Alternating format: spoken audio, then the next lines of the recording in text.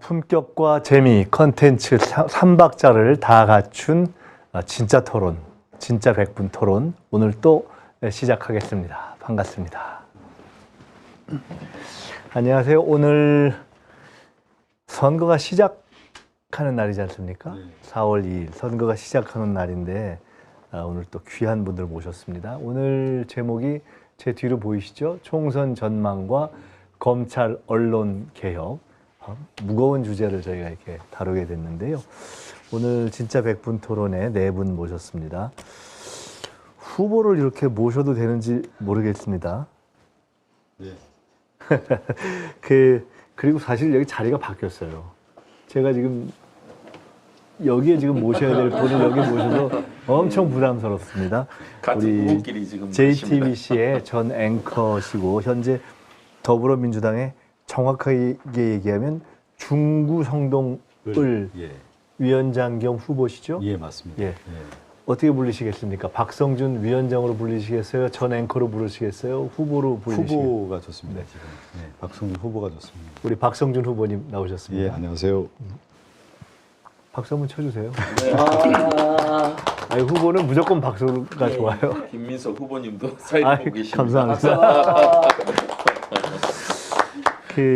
그리고요, 저희 진짜 100분 토론 어떻게 소개를 지금 할까 했는데 조금 전에 우리 안진걸 소장께서 굉장히 썰렁하게 소개하는 방법을 가르쳐 주셨기 때문에 진짜 100분 토론이 있다면 또 진짜 김지미가 있다 해서 우리 김지미 변호사님 나오셨습니다. 네, 안녕하세요. 어서 오십시오. 김지미 변호사입니다. 후보 아니셔도 박수 쳐주시죠. 예.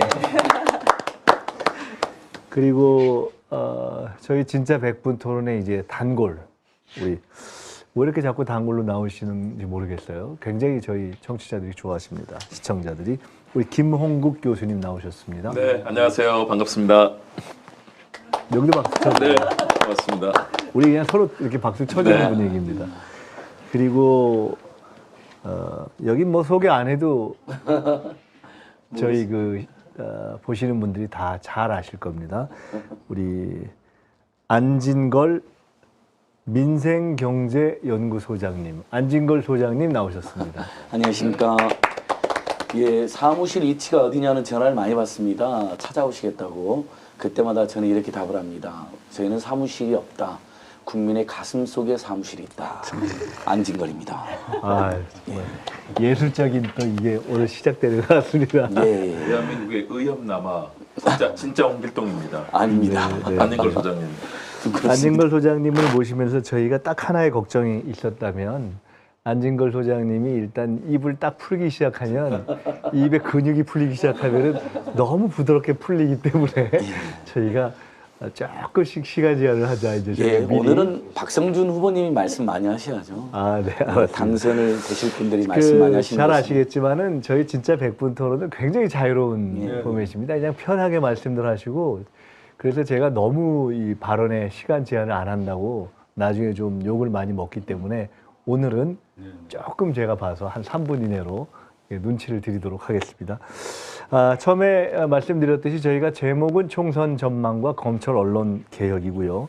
대략 큰 주제는 첫 번째로 저희가 총선 특집을 이어가고 있기 때문에 총선의 판세 그리고 흐름 이슈가 어떻게 되는지 하는 것들을 이제 초반에 좀 훑고요. 그리고 두 번째로는 그 이슈 가운데서도 최근에 가장 대형 이슈라고 볼 수도 있고 경제와 관련해서 긴급 재난지원금이 이제 발표가 됐지 않습니까? 이것에 대한 평가 또는 영향, 향후 전망 등에 대해서 또 한번 좀 다뤄봤으면 좋겠습니다. 오늘 나오신 분들이 다 다양한 각도에서 말씀을 해주실 수 있을 것 같아서요. 그리고 세 번째로는 최근에 검찰 관련한 이 이슈들이 다양한 각도에서 지금 나오고 있습니다. 뭐 윤석열 총장 관련한 얘기도 나오고 있고요. 또 우리 유시민 이사장님과 관련해서 검언의 뭐 유착이라고 할 수 있는 지금 이야기가 나오면서 관심이 지금 비상하게 모아지고 있습니다. 이 얘기를 조금 종합하면서 검찰 개혁 그리고 총선 이후에 어떤 검찰 개혁 문제까지 하다 보면 자연스럽게 언론 문제에 대해서도 얘기가 나올 것 같습니다. 자, 이렇게 크게 세 가지 주제를 저희가 다뤄보도록 하겠는데요. 평소에는 저희가 총선 판세 흐름 이슈를 통상 여론조사 전문가들을 모셔서 한번 쭉 훑었거든요. 근데 오늘은 여론조사 전문가가 아니어도 현장에 저 뛰고 계신 우리 박호님 나오셨고, 그다음에 이 여론조사라든가 전체 흐름을 쭉 꿰뚫고 계신 우리 김 교수님 나오셨고, 그것을 또 예술적으로 이렇게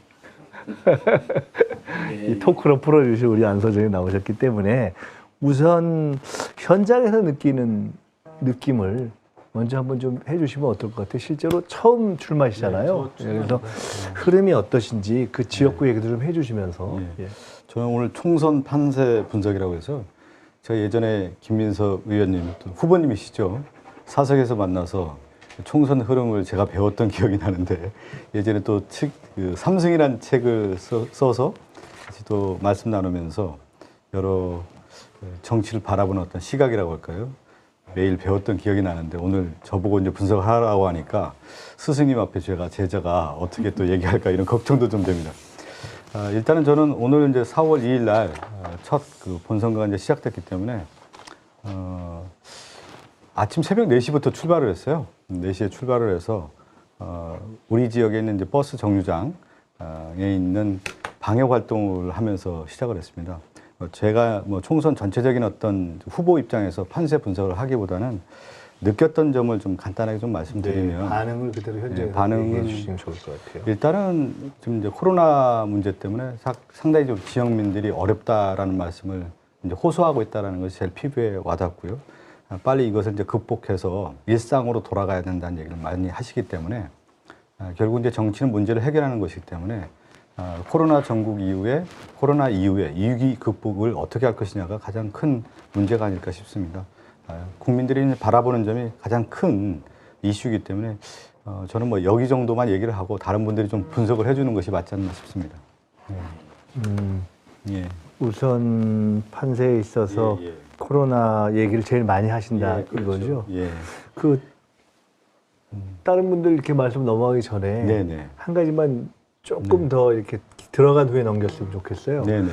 코로나 때문에 참 어렵다. 뭐 네네. 어딜 들어가도 그런 말씀 들으실 거 아니에요. 뭐 시장도 그렇고 상가도 그렇고 뭐 어린이집에 들어가도 그렇고 뭐 유치원에 가도 다 그러실 텐데, 근데 그게 굳이 총선 판세와 연관해서 이야기를 한다면 이렇게 말씀드리고 질문하는 건 좀 잔인하기도 하고 죄송한 거긴 하지만, 여당과 야당에 미치는 영향이 어떻게 느껴지십니까? 어느 쪽이 더 유리하게 또는 불리하게, 또는 국민들의 어떤 안타까움, 불만 이런 것들이 어느 쪽으로 주로 책임이 향한다고 할까요? 그건 어떻게 느끼시나요?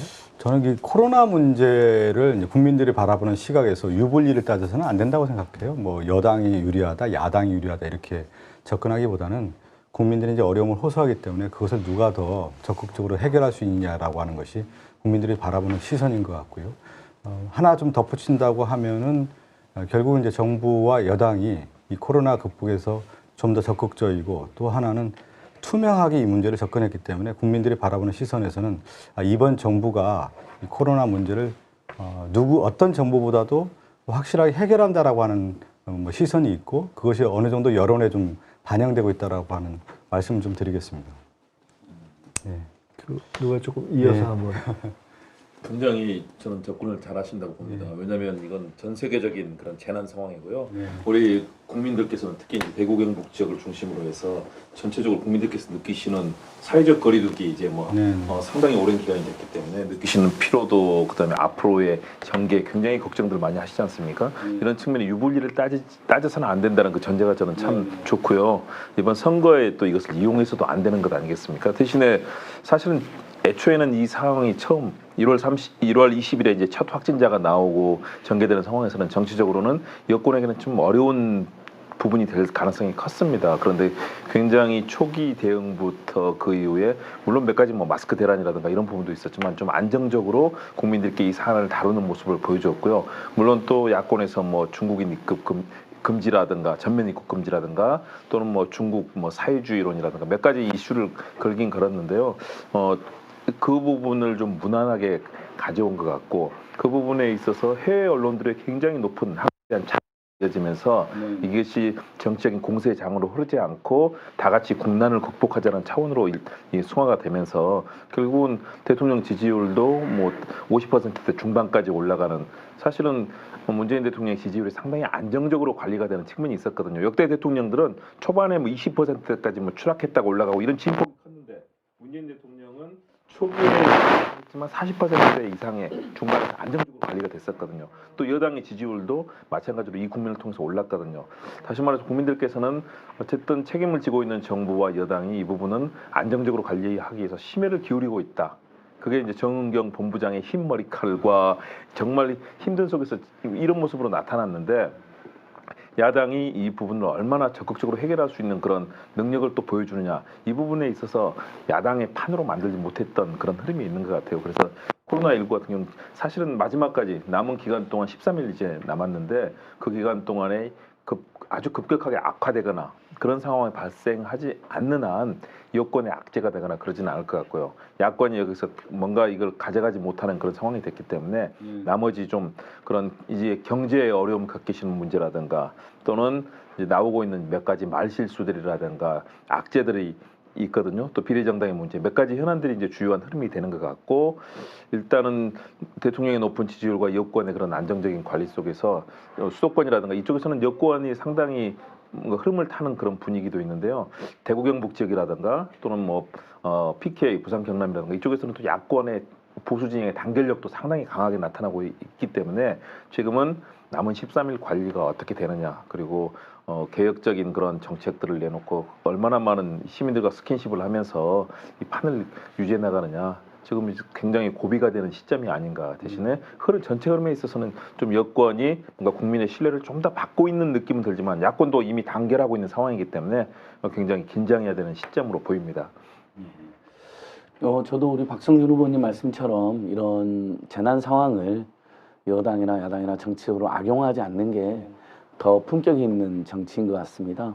오히려 자유한국당, 미래통합당 이 후보들은 계속 무슨 뭐 문재인 바이러스니 뭐 문재인 페레미니 이런 정말 말도 안 되는 불필요한 망언들 일삼고 코로나19로 마치 여당을 심판하자는 식으로 분위기를 몰아가서 오히려 그 지탄을 받는 그런 상황인 것 같거든요. 그러니까 국민들이 그런 어떤 위기 상황을 악용하는 걸 좋아하지는 않는 것 같습니다. 근데 저는 다만 냉정하게 이런 이슈가 누구에게 불리하냐라고 만약에 이제 생각해 보면 정부 여당에게 유리한 이슈는 아니라고 봅니다. 왜냐하면 어쨌든 많은 분들이 죽고 다치고 격리되어 있고 공포 속에서 몇 달을 살지 않았습니까? 거기에 대한 어쨌든 국정 최고 책임인 정부 여당의 비판이나 또는 서운해하는 마음, 아쉬워하는 마음들이 있는 거죠. 그래서 오히려 그러니까 정부 여당은 더더욱 겸손하게 그런 이야기들을 귀담아 들어서 코로나19를 최대한 빨리 종식시키는데 최선을 다하는 모습을 끝까지 보여줘야 된다는 것 하나고요. 두 번째, 코로나19 때문에 정말 돈맥 경화, 사상 최대 돈맥 경화, 돈이 완전히 말라버리고 그래서 돈이 급해서 대출을 하러 왔는데 또 대출도 오래 걸리는 대출 경화, 그렇게 해서 지금 민생 경화 상태입니다. 이 부분에 대한 책임 역시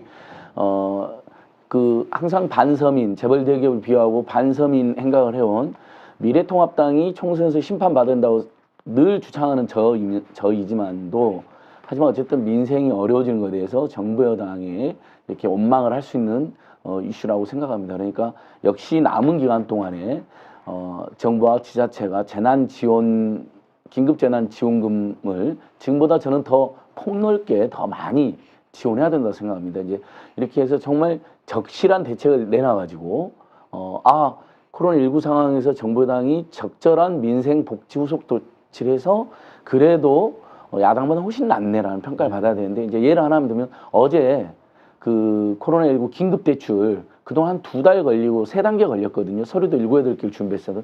근데 어제부터는 완전히 소상공인 지원센터에 가면 바로 이제 5일 안에 1,000만 원, 1,500만 원 대출, 서류도 딱 3개만 내면 됩니다. 진즉 이렇게 했어야 되는 거죠. 사업자 등록증, 통장사본, 임대차 계약서만 갖고 내면 대출이 이어지는 거 개선됐거든요. 이런 건 굉장히 긍정적으로 봅니다.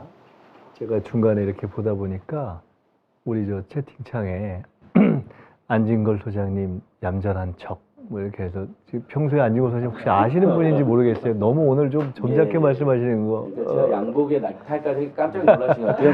아니, 저는 제가 곧 이제- 이렇게 또 야성적으로 나경원 후보의 문제점, 네, 반드시 떨어뜨린 후보들에 대한 낙선운동. 저는 원래 제 직업이 낙선운동이잖아요. 잠깐만요. 우리 준비해 안 소장님, 왔습니다. 아니 그저 우리 안 소장님을 다시 또 양면에 가겠습니다. 가만히 놔두면 이게 주제가 그냥 넘나들기 때문에 제가 일단은 조금은 첫 번째에 있어서 제가 이제 비록 코로나 문제를 우리 박성준 후보님께서 말씀하셨기 때문에 그 얘기를 주로 갔지만 첫 주제가 이제 어쨌든 총선 판세 아닙니까? 근데 이제 그래서 두 가지를 좀 좁혀서 여쭤보고 싶어요. 지금 쭉 말씀을 보면 어쨌든 이 정부가 좀 정략적이 아니게 접근한 것이 현재까지는 그런 대로 진정성을 인정받으면서 긍정적인 평가를 받고 있다라는 것과 함께 근데 이게 사실은 근본적으로 이런 어려움이 여당에게 그렇게 유리하게 작동하기 어렵기 때문에 굉장히 조심스럽고 살얼음 같다 하는 얘기를 해주신 것 같아요. 그것과 함께 그래서 제가 이제 궁금한 것은 자, 그 문제와 함께 사실은 판세와 영향이 미치는 것이 뭐가 있을까 봤더니 코로나도 있을 수가 있고 주체적인 면에서는 예를 들어 각 진영의 이제 소위 지도부가 등장했는데 최근에 등장한 김종인이라는 뭐 변수가 될지 안 될지 모르겠어요. 그런 것도 있을 수 있고 비례정당 문제도 있고 뭐 등등 있는데 그래서 제가 아까 사실 하나 더 여쭤보고 좀 논의해보고 싶었던 것이 실제 느끼는 추세가 네네.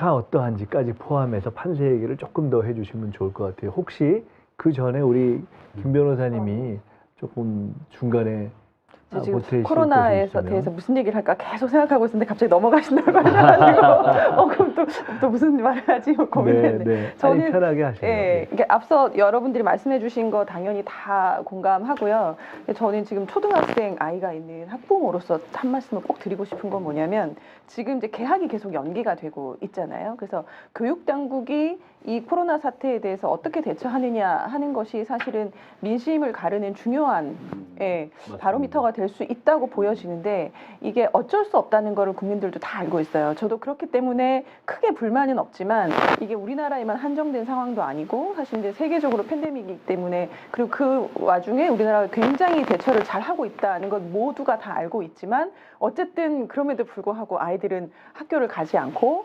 돌볼 사람은 없고 또 온라인 개학을 한다고 하는데 저도 지금 오늘 이제 그 주변에서 온라인 계약이 뭐야? 저한테 물어보는 사람들이 있었어요. 아이를 안 키우는 사람들은. 근데 저도 온라인 계약 뭔지 잘 모르겠는 거예요.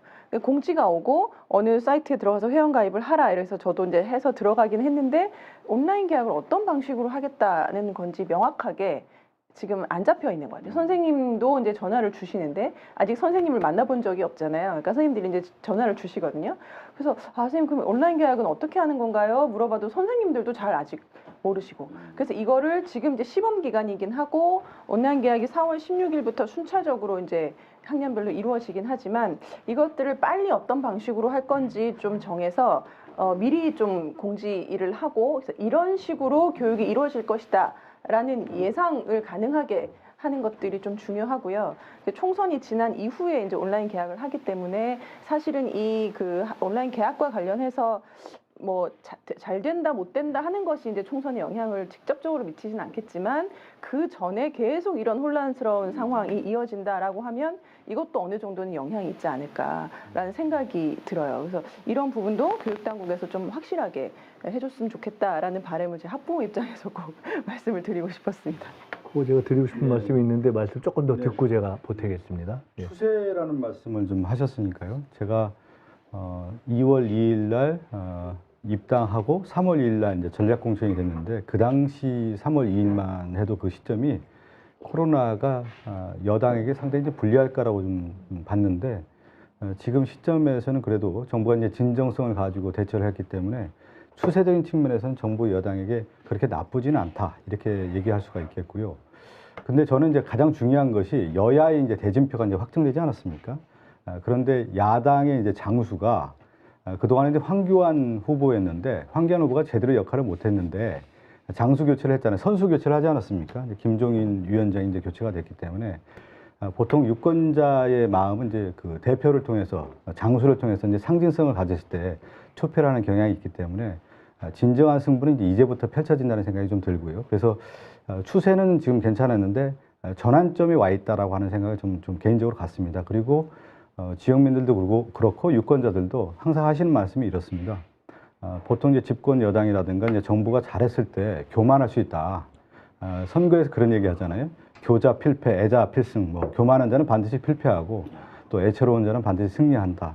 애처롭다라는 것은 지금 코로나 때문에 국민이 애처롭기 때문에 힘들기 때문에 그분들의 눈물도 닦아주고 손을 잡아줄 수 있는 정당이 저는 승리한다고 보기 때문에 이번 추세가 지금까지는 여러 이제 변화가 있었지만 앞으로 정당의 이제 지도부가 교체된 시점에서 얼만큼 유권자에게 진정성을 가지고 다가가겠느냐가 이제 획기적인 어떤 전환점인데 저는 좀 상당히 좀 조심스럽습니다. 그동안에 얼마 전까지도 여당이 좀 좋은 그 여론조사 결과들이 많이 나왔기 때문에 혹시 이제 교만해서 아니면 또 견제 심리가 작용을 하는 거 아니냐라고 하는 어떤 걱정도 좀 되기 때문에 좀 낮은 자세로 가는 것이 좀 맞다 이렇게 생각하고 그런 자세로 지금 선거에 임하고 있습니다. 우리 저 박성준 후보, 박성준 전 앵커께서 그 정치학 박사시죠? 예. 근데 아주 독특한 예. 전공이 예. 이걸로 논문을 쓰셨죠? 예, 조선초 공론정치라고요. 왕이 있고 왕과 신권의 이제 균형을 이제 조선에서 이뤘고 그 균형을 잡아주는 게 오늘날 이제 언론이라고 하는 대간이 그래서 삼위일체의 조선 정치 시스템을 갖췄다라고 하는 논문을 제가 썼고요. 다시 이제 그러니까 이제 언론을 거쳐서 정치로 오는 거 운명이네요, 운명. 아니 그런데 조금 전에 문자를 쓰셨는데 저기 아까 어떤 분들이 교자 필패, 애자 필패 이렇게 쓰셨는데 아까 필승. 말씀은 애자 필승이라고 애자 하셨죠. 필승이죠. 교만한 자는 반드시 패하고 애자 국민의 마음을 어루만져주고 애처로울 때 필승한다 이런 얘기인데 저는 그 말을 좀 계속 가슴에 새기고 있습니다. 거기서 애자는 어떤 뜻인가요? 애자가 한자로 이렇게 되거든요. 예. 슬플 애자라고 해서 네. 애처롭다, 뭐 슬프다. 그 슬프다, 애처롭다. 그러니까 네. 애처로운 국민이 바라볼 때 공감력을 얘기하는 그렇게 거예요. 얘기하는 거죠.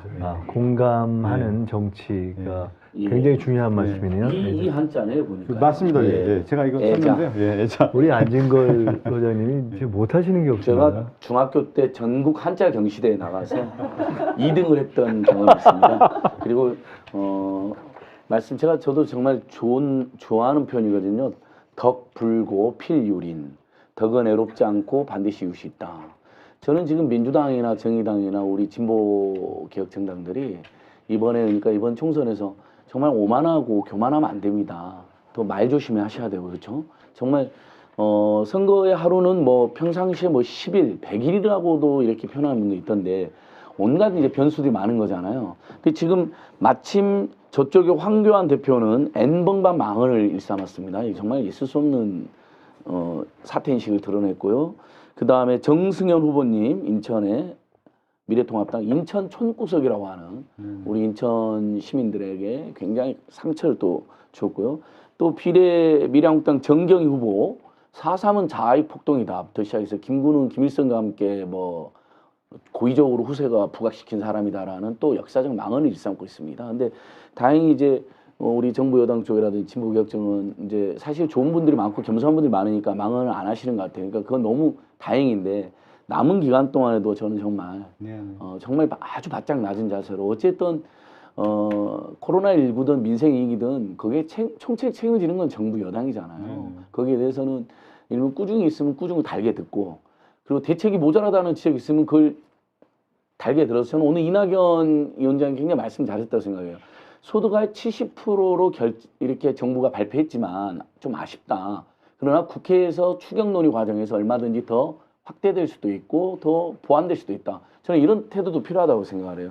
왜냐하면 30%는 어쨌든 탈락됐다고 생각하니까 이분들은 지금 벌써부터 서운하고 댓글에 보면 정부 여당을 어쨌든 성토하거나 비판하는 댓글이 굉장히 많습니다. 그런 면에서는 이제 그런 부분은 예를 들면 기재부 관료들 중심으로 해가지고 어쩔 수 없이 70%로 처음에 발표됐다 하더라도 여론을 보아하니 박성준 후보님이나 김은수 후보님 지역을 다녀보면 거기에 대한 지적이 많이 있으면 당연히 여당 후보님들이 그걸 좀 수정하고 보완하자고 나섬으로써 신뢰를 회복할 수가 있는 거잖아요. 저는 그런 부탁도 꼭 한번 드려보고 싶습니다. 지금 이제 두 번째 주제에서 다룰 긴급 재난지원금에 대한 평가, 영향, 향후 전망에서 사실은 이제 그게 현실로 딱 되니까 이제 생기는 여러 가지 문제들이 조금 더 얘기해야 될 것 같아요. 혹시 지금 이제 전반적인 추세, 판세, 이슈에 관해서 혹시 더 보태주고 싶은 네, 말씀이? 좀 보탠 말이 있습니다. 네. 아니 눈빛을 보니까 있으신 것 네, 같아요. 아니 제가. 가장 중요한 리더십의 가장 중요한 덕목 소통, 공론 얘기를 하셔서 아 진짜 정치를 하기 위해서 열심히 공부하고 또 운명적으로 이 정치에 입문하신 거 아닌가. 그 전에 또 이 대가가 또 우리 또 김민석 후보 아니시겠습니까? 그런 측면에서 두 분이 정말 좋은 정치 펼쳐주면 좋겠다는 생각을 하고요. 그래서 아까 문자를 하셨는데 저도 오늘 칼럼을 하나 쓰면서 제가 썼던 게 있습니다. 견이수명 결리사으라. 그래서 위기를 보면 목숨을 바쳐서 헌신하고 또 이익을 보면 의로움을 생각하라. 안중근 의사가 쓰셨던 말씀이고요. 또 하나 진인사 대천명제. 오늘 두 가지 제가 그 사자성 이 성어를 제가 이제 칼럼에 썼었는데요. 말씀하시는 걸 들으니까 지금 위기 상황 아니겠습니까? 코로나19로 인한 위기도 있고요. 그동안에 잘못됐던 국정농단 여러 가지 잘못됐던 그런 정치의 그런 위기도 있었는데 이번 21대 국회에서 정말로 개혁적이고 정의롭고 또 민주주의 가치를 존중하고 소통하는 그런 정치인들이 바꿔야 되는 그런 시점이다. 그런 상황인데 지금은 이제 판은 평평해지고 있는 상황입니다. 왜냐하면 보수 진영은 초기에는 많이 갈리지 않았습니까? 우리공화당, 자유공화당 뭐 갈리고 저 새보수당 갈리고 있었는데 이제 다 거의 다 뭉치고 소위 말하는 아주 박근혜 전 대통령을 추종하는 그 그룹만 좀 떨어져 나갔는데 김종인 위원장이라는 인물이 들어왔습니다. 김종인 위원장이 들어온 효과는 분명히 저는 있다고 봅니다. 왜냐하면 그 전까지는 미래통합당이 정책이 완전히 혼돈 그 자체였어요. 문재인 정부의 정책에 대해서 반대하는 목소리 무조건 반대는 했는데 그렇다면 대안은 무엇인가 전혀 내놓지 못했거든요. 정치개혁도 다 완전히 흐트러뜨리고 폭력으로 뭐 국회에서 패스트트랙을 막았었고 경제는 민부론이라고 그랬는데 대개 경제학자들은 민폐론이라고 얘기하지 않습니까? 그럴 정도로 경제 정책도 엉망이었고 그래 사회 정책도 마찬가지인데 근데 김종인 위원장이 등장하면서 일단은 정책을 판을 짜고 후보들을 정렬시키는 상당히 그런 오랜 경험을 가진 분이라서 그 효과는 저는 있는 것 같아요. 미래통합당이 일단은 뭔가 분위기를 일신하고 전열을 정비했다. 반면에 역시 이해찬 대표 그리고 또 이낙연 이 선대위원장이 가지고 있는 안정감이라든가 이런 것들은 또 여전히 있기 때문에 저는 이제 정말로 정면 승부를 할 시기가 되었는데 분위기는 양쪽 다 지금 자기들의 이 핵심 지역을 가져가는 분위기인 것 같아요.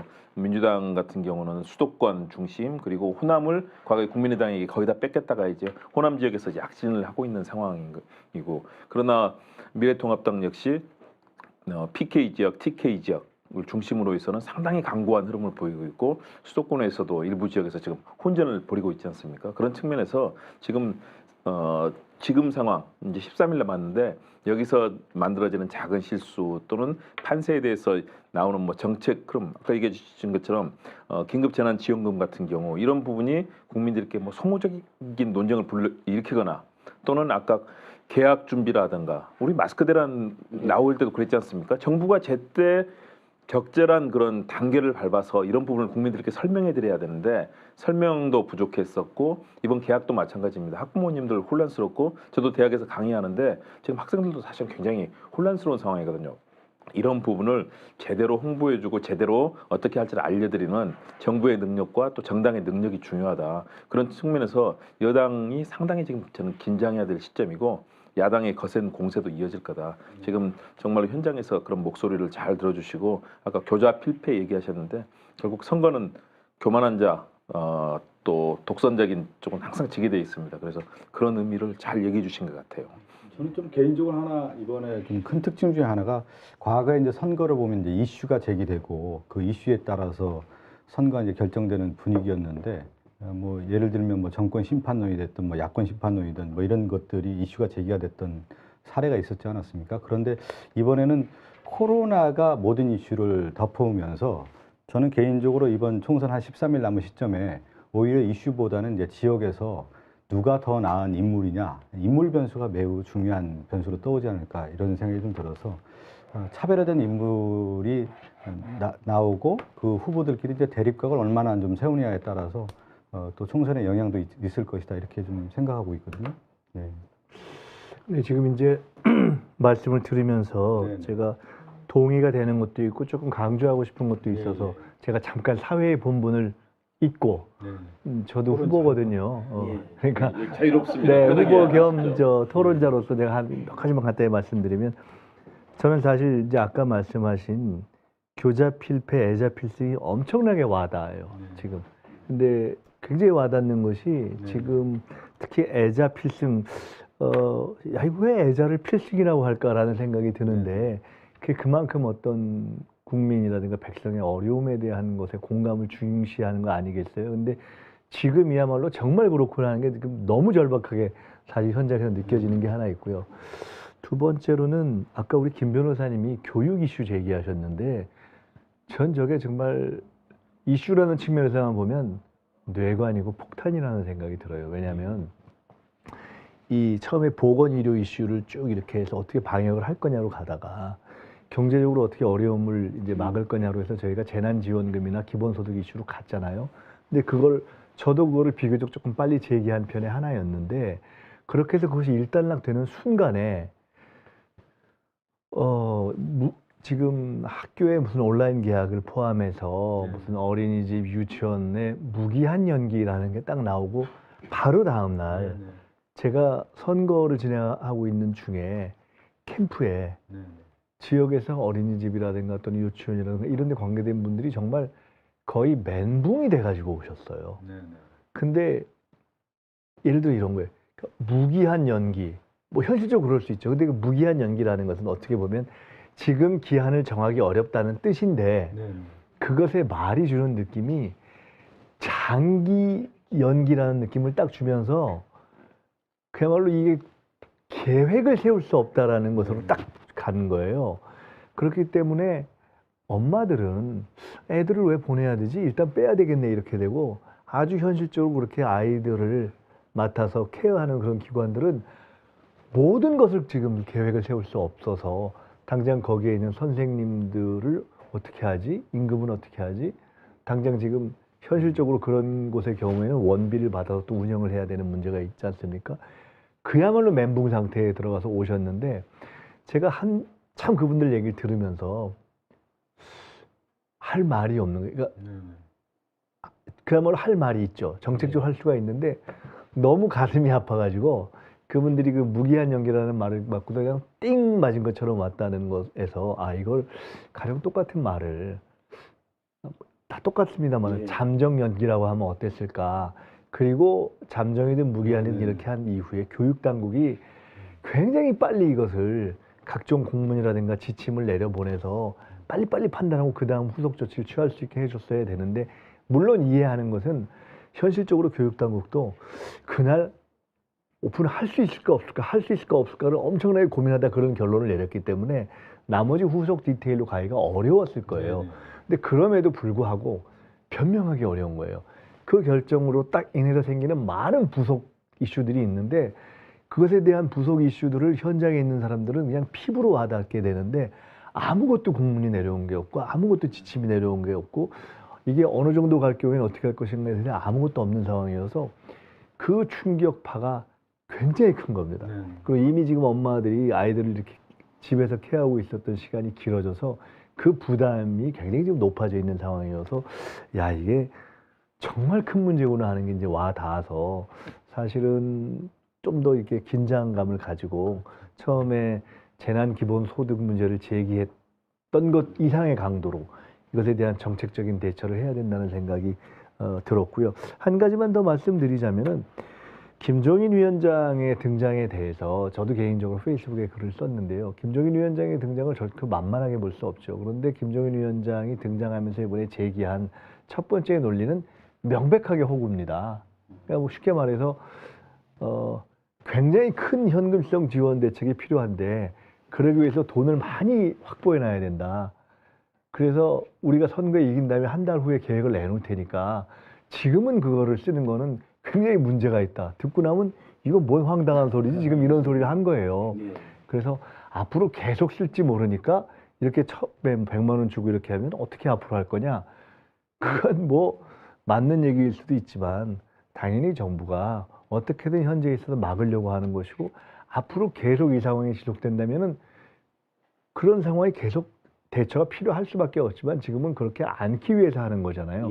근데 김종인 위원장의 얘기를 한마디로 얘기하면 저는 마치 권영진 시장 나이 든 걸 보는 거하고 똑같다고 제가 얘기를 했는데 권영진 시장이 돈이 절박하다고 해서 달라고 한 다음에 돈 들어오고 나니까 선거 끝난 다음에 주겠습니다 이런 거 아니에요. 예, 예. 그러니까 지금 저 김종인 위원장은 돈이 엄청 필요하니까 많이 모아놓는데 지금 주는 건 안 된다 이렇게 얘기해서 저는 사실 그런 부분에 대해서 저희가 특히 우리 언론이요 마치 김종인 위원장이 대단한 경륜과 엄청난 경제적 식견을 가지고 있는 것처럼 막 포장을 하기 때문에 절대 그거를 나이브하게 놓지 않고 조금 더 아까 제가 왜 말씀을 드리냐면 우리 박성준 후보님께서는 이제는 어느 정도 틀이 잡혀서 지역에서 열심히 해서 후보끼리 후보 경쟁전을 하면 되는 상황이 아니냐고 말씀하셨는데 저는 사실 꼭 그렇게 보지 않습니다.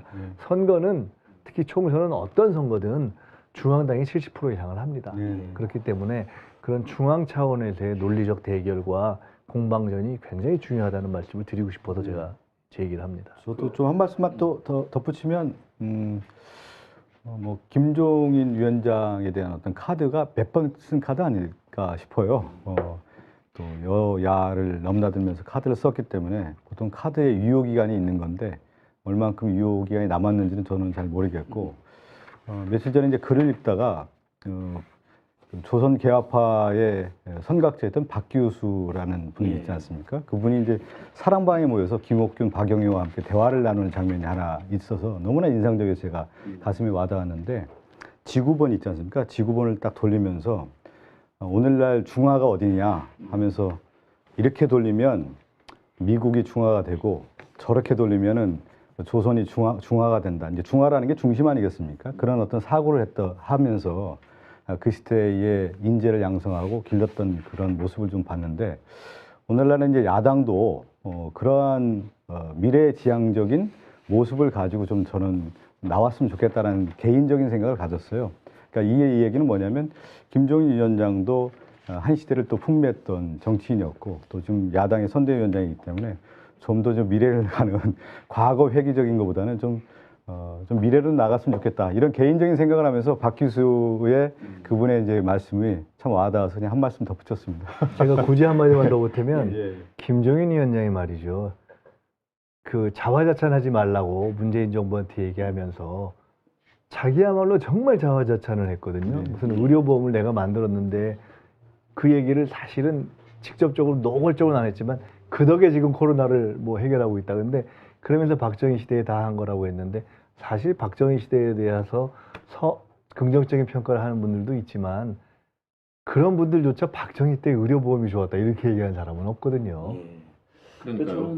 저그 김종인 의원님 한 말씀만 드리고 왜냐면 아까 제가 얘기하면서 워낙 주제가 많아서 이제 전열이 정비됐다는 얘기만 했는데 그 부작용이 분명히 있습니다. 왜냐하면 말씀하신 것처럼 김종인 위원장은 흔히 말해서 종동설이라고 합니다. 천동설, 지동설 그리고 김종인 위원장을 중심으로 돌아가는 한국 정치 세계를 종동설이라고 부르는 우리 김 교수님이 늘 설을 하나씩 만드시고 또 종동설을 그분은 원래 그렇게 모든 것을 다 다루거든요. 지금까지 그렇게 해왔습니다. 그런데 사실은 너무나 오랜 기간 그리고 여야를 넘나들면서 전두환 정권 때는 국가보위 입법회의에서부터 시작해서 정말 노태우 정권 다 했는데 또 박근혜 정권 또 문재인 대통령의 이 민주당 정권에도 기여를 하고 이제는 또 다시 반대로 갔습니다. 그리고 아까 얘기하신 것처럼 100조를 끌어내겠다는 이 얘기를 했지 않습니까? 사실상 불가능한 것이고요. 왜냐하면 우리 예산 512조 중에서 경직성, 인건비와 전체적인 예산 그리고 예산은 다 법정주의잖아요.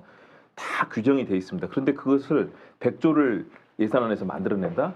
이것은 사실상 현실적으로 완전히 불가능한 얘기를 하는 건데 다시 말해서 아까 얘기하셨던 것처럼 김종인 위원장이 긍정적인 측면, 당의 전열을 정비시키는 역할도 하지만 결국은 상황 전체를 명확하게 볼 수 없고 또 국민들께 신선감을 줄 수 없고 또 과거지향적인 그런 얘기들 그런 측면에서 김종인 위원장의 한계가 분명히 나타나거든요.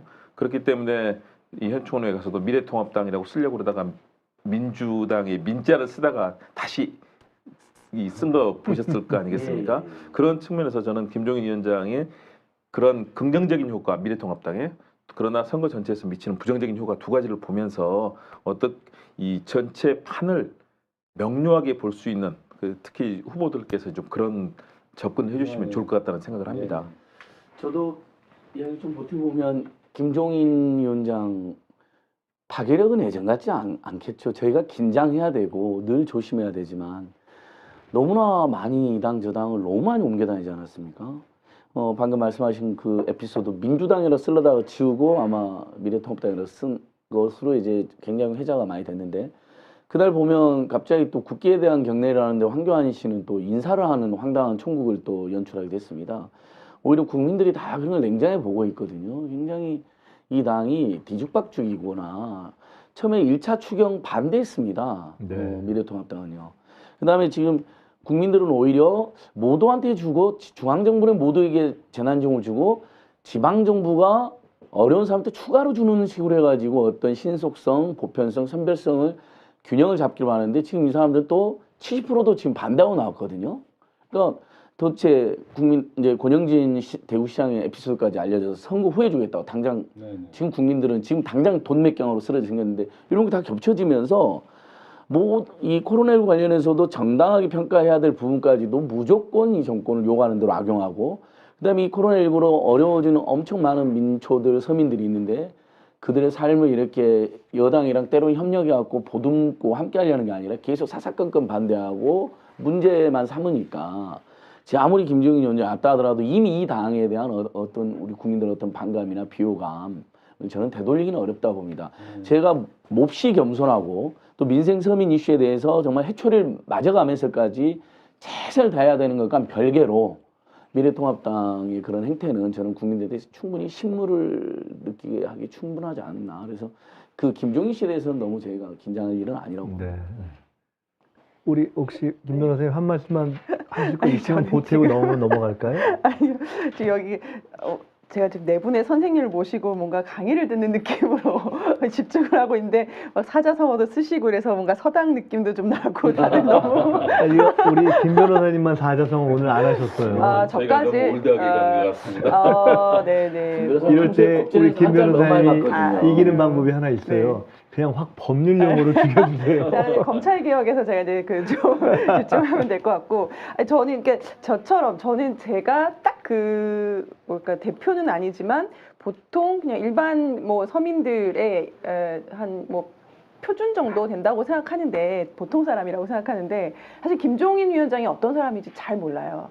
특히나 저보다 어린 세대들은 더 모르겠죠. 그러면 김종인 위원장이 왔다. 그래서 언론에서 막 떠드는데 이 사람이 누구야 하고 찾아볼 수는 있겠죠. 그러면 나오는 게 뭐냐면 전무후무한 비례로만 5선 이렇게 나오고 당을 지금 거쳐간 당이 몇 개인지 알 수도 없을 정도로 많이 거쳐간 이렇게만 나온단 말이죠. 그렇게 봤을 때는 뭐 하는 사람이야? 이제 이런 느낌이 사실은 들거든요. 그렇기 때문에 젊은 층, 뭐 30대, 40대까지만 하더라도 김종인 위원장이 미칠 수 있는 영향력은 저는 그 세대까지는 전혀 없다. 거의 없을 것이다. 그리고 김종인 위원장이 과거에 어떤 업적, 어떤 일을 했는지를 아는 뭐 중장년층 입장에서는 뭐 역시 잘 아니까 오히려 말씀하셨던 것처럼 잘 알기 때문에 그래 이제는 좀 다 했지 또 이런 생각을 가질 수 있는 인물이기 때문에 제가 느끼기에는 저는 뭐 전혀 뭐 이런 전문적인 식견은 없지만 왜 그렇게 언론에서 김종인 위원장이 그렇게 된 걸 가지고 이렇게 떠들지? 저는 약간 생경한 느낌이 사실은 있어요. 그거는 아마도 여기까지 하고 이제 넘어가겠습니다. 그냥 그 말씀을 받아서 한다면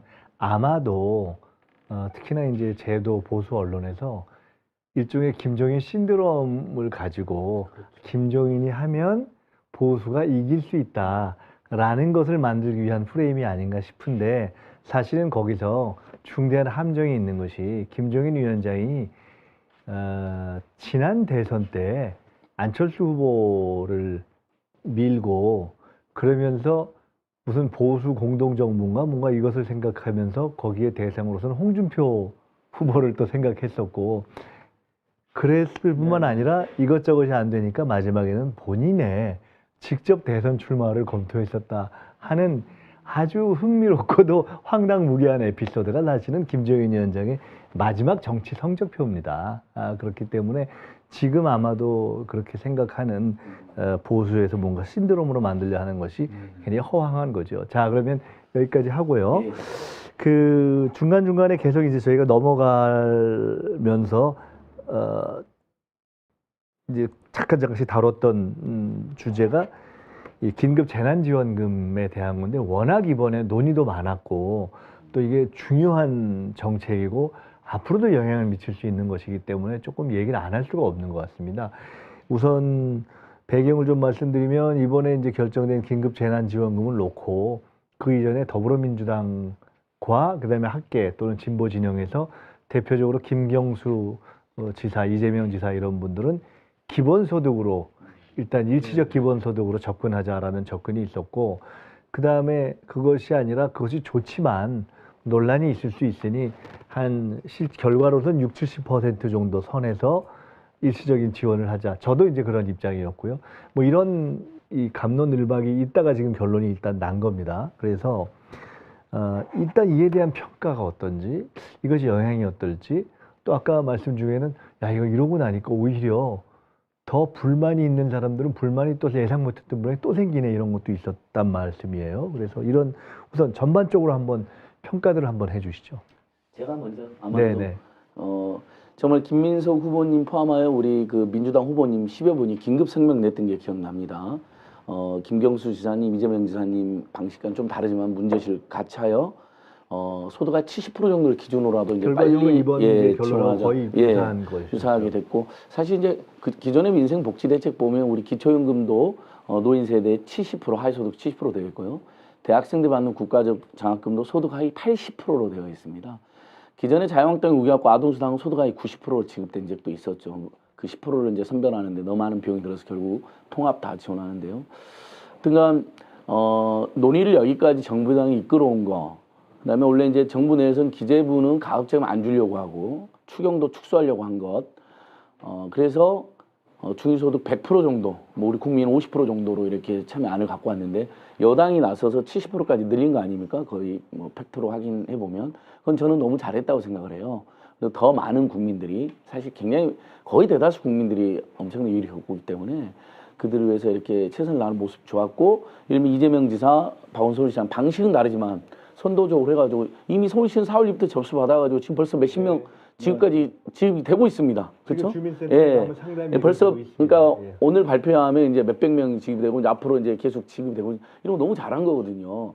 권영진 시장처럼 불필요하게 청소년 주겠다는 그런 엉터리가 아니라 그다음에 이재명 지사도 이 국면에서 어쨌든 그 논의를 주도됐고 김경수 지사님도 제안 참 잘해주셨고 근데 다만 이제 이게 현실화되면 실제 지금 이제 인터넷 댓글들을 다 분석해 보면 아슬아슬해 떨어지는 분들이라든지 그다음에 소득 하위 70% 그다음에 90분위가 이제 안 받는 건데 그럼 소득 우리가 80% 소득 하위 80%만 해도 잘 산다고 생각하는 분도 있겠지만 실제 분석은 맞벌이 부부가 많고요. 뭐 임대차 보증이 좀 있거나 자동차 있으면 소득 8분위로 분류돼 가지고 국가장학금에서 탈락해서 그 대학까지도 큰 문제가 되고 있었거든요. 근데 지금 딱 70%만 돼 있는데 받는 분들은 제가 제 느낌으로는 이걸 받면서 정부당을 지지 안 하다가 갑자기 정부당 프로 막 올 것 같지는 않아요. 당연한 대책이라고 생각들 하시니까요. 근데 못 받게 되는 분들은 뭐냐면 정부당을 지지했던 분들 중에서도 아니 내가 이렇게 응원하고 그랬는데 우리들이 맞벌이 열심히 한 거하고 자동차 한 대 있는 것 정도인데 딱 내가 소득 7분위에서 뭐 10만 원, 20만 원 더 번 거로 간주돼 가지고 탈락했냐면 가던 표가 안 올 수가 있는 이런 위험성도 있다는 겁니다. 선거와 관련해서도. 저는 민생복지대책으로도 이럴 때는 보편적으로 주고 어려운 분들은 지자체에서 추가로 도와주면 그 이른바 형평성까지 다 해결이 될 수가 있고 또 지금 이 정부 방식대로 하면 5월 달에나 지급이 되는 거거든요. 왜냐하면 선별을 해야 되거든요. 국민들이 신청을 해가지고요. 내가 소득의 70%에 해당한다라는 입증 자료까지 내야 되는 물론 아직 디테일한 것까지 발표는 안 됐죠. 그래서 저는 이게 많이 걱정이 됩니다.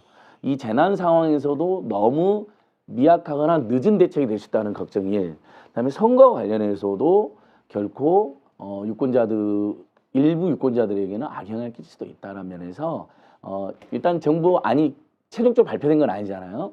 또 이럴 때 여당과 또 정치인들의 힘이 필요하다고 생각합니다. 저희 시민단체들도 계속 수정 보완을 요청드리고 있는데 조금이라도 더 층을 넓히고 금액도 조금 더 늘리는 방향이 무엇이 있을까 지혜를 모아야 될 때가 아닌가 이렇게 제안드려 봅니다. 저는 그냥 뭐 구체적인 내용에 대해서는 좀 언급하고 싶지는 않고요. 일단은 저는 가장 국난이라는 표현까지 쓰지 않습니까? 일단은 저는 어떤 정책을 할 때 속도가 있어야 되는 거라고 생각되는데 지금은 어느 정도 좀 속도전이 필요하다는 생각이 좀 듭니다. 결국에는 지금 국민들이 너무 어렵기 때문에 기준을 정했을 때 상당히 혼란스러운 면이 있을 수 있지만 일단 피부에 와닿는 정책으로 빨리 와닿는 속도전이 좀 필요하다는 말씀 좀 드리겠고요. 그 이후에 이제 사안별로 좀 수정하는 것이 좀 맞지 않겠느냐 이런 말씀을 좀 드리고 싶어요. 저는 굉장히 네, 중요한 네. 말씀이라고 봅니다. 지금 상황은 속도가 필요하다. 왜냐하면 대구 경북 같은 경우는 어떻습니까? 이미 시장 철시하고 경제는 무너지고 도시가 사실상 뭐 서로 간에 왕래하지도 못하고 이런 상황들이 계속되지 않았습니까? 그렇다면 2달 정도 사실상 초토화가 된 상태다. 외국 같은 경우는 그래서 헬리콥터 살포라고 하지 않습니까? 일단은 뿌려줘야 되는 그 속도전의 측면이 있고요. 그러나 이제 우리 정부의 구조가 사실은 상당히 그렇게 경직돼 있습니다. 아까 말씀하신 것처럼 기획재정부라든가 경제부처는 아주 완고하고 보수적이고 경제 틀, 재정 건전성을 흐트리는 거 이런 문제를 가지고 이제 꼼꼼하게 따지는데요. 저는 이럴 때 정말 정치가 필요하다. 그래서 이 결정 70% 결정하는 데서도 고성이 나오고 결국은 당에서 주도적으로 해서 이루어지지 않았습니까? 좀 더 저는 그런 목소리들을 강력하게 내야 되고 아까 얘기하신 시민단체라든가 각계에서 얘기하면서 더 많은 분들이 받을 수 있게 하고 필요하면 또 3차 추경도 하고 해서 지금 우리가 하는 게 미국이라든가 이런 선진국, 뭐 유럽의 선진국에 비하면 우리도 그쪽 만만 못지않게 어려운 상황인데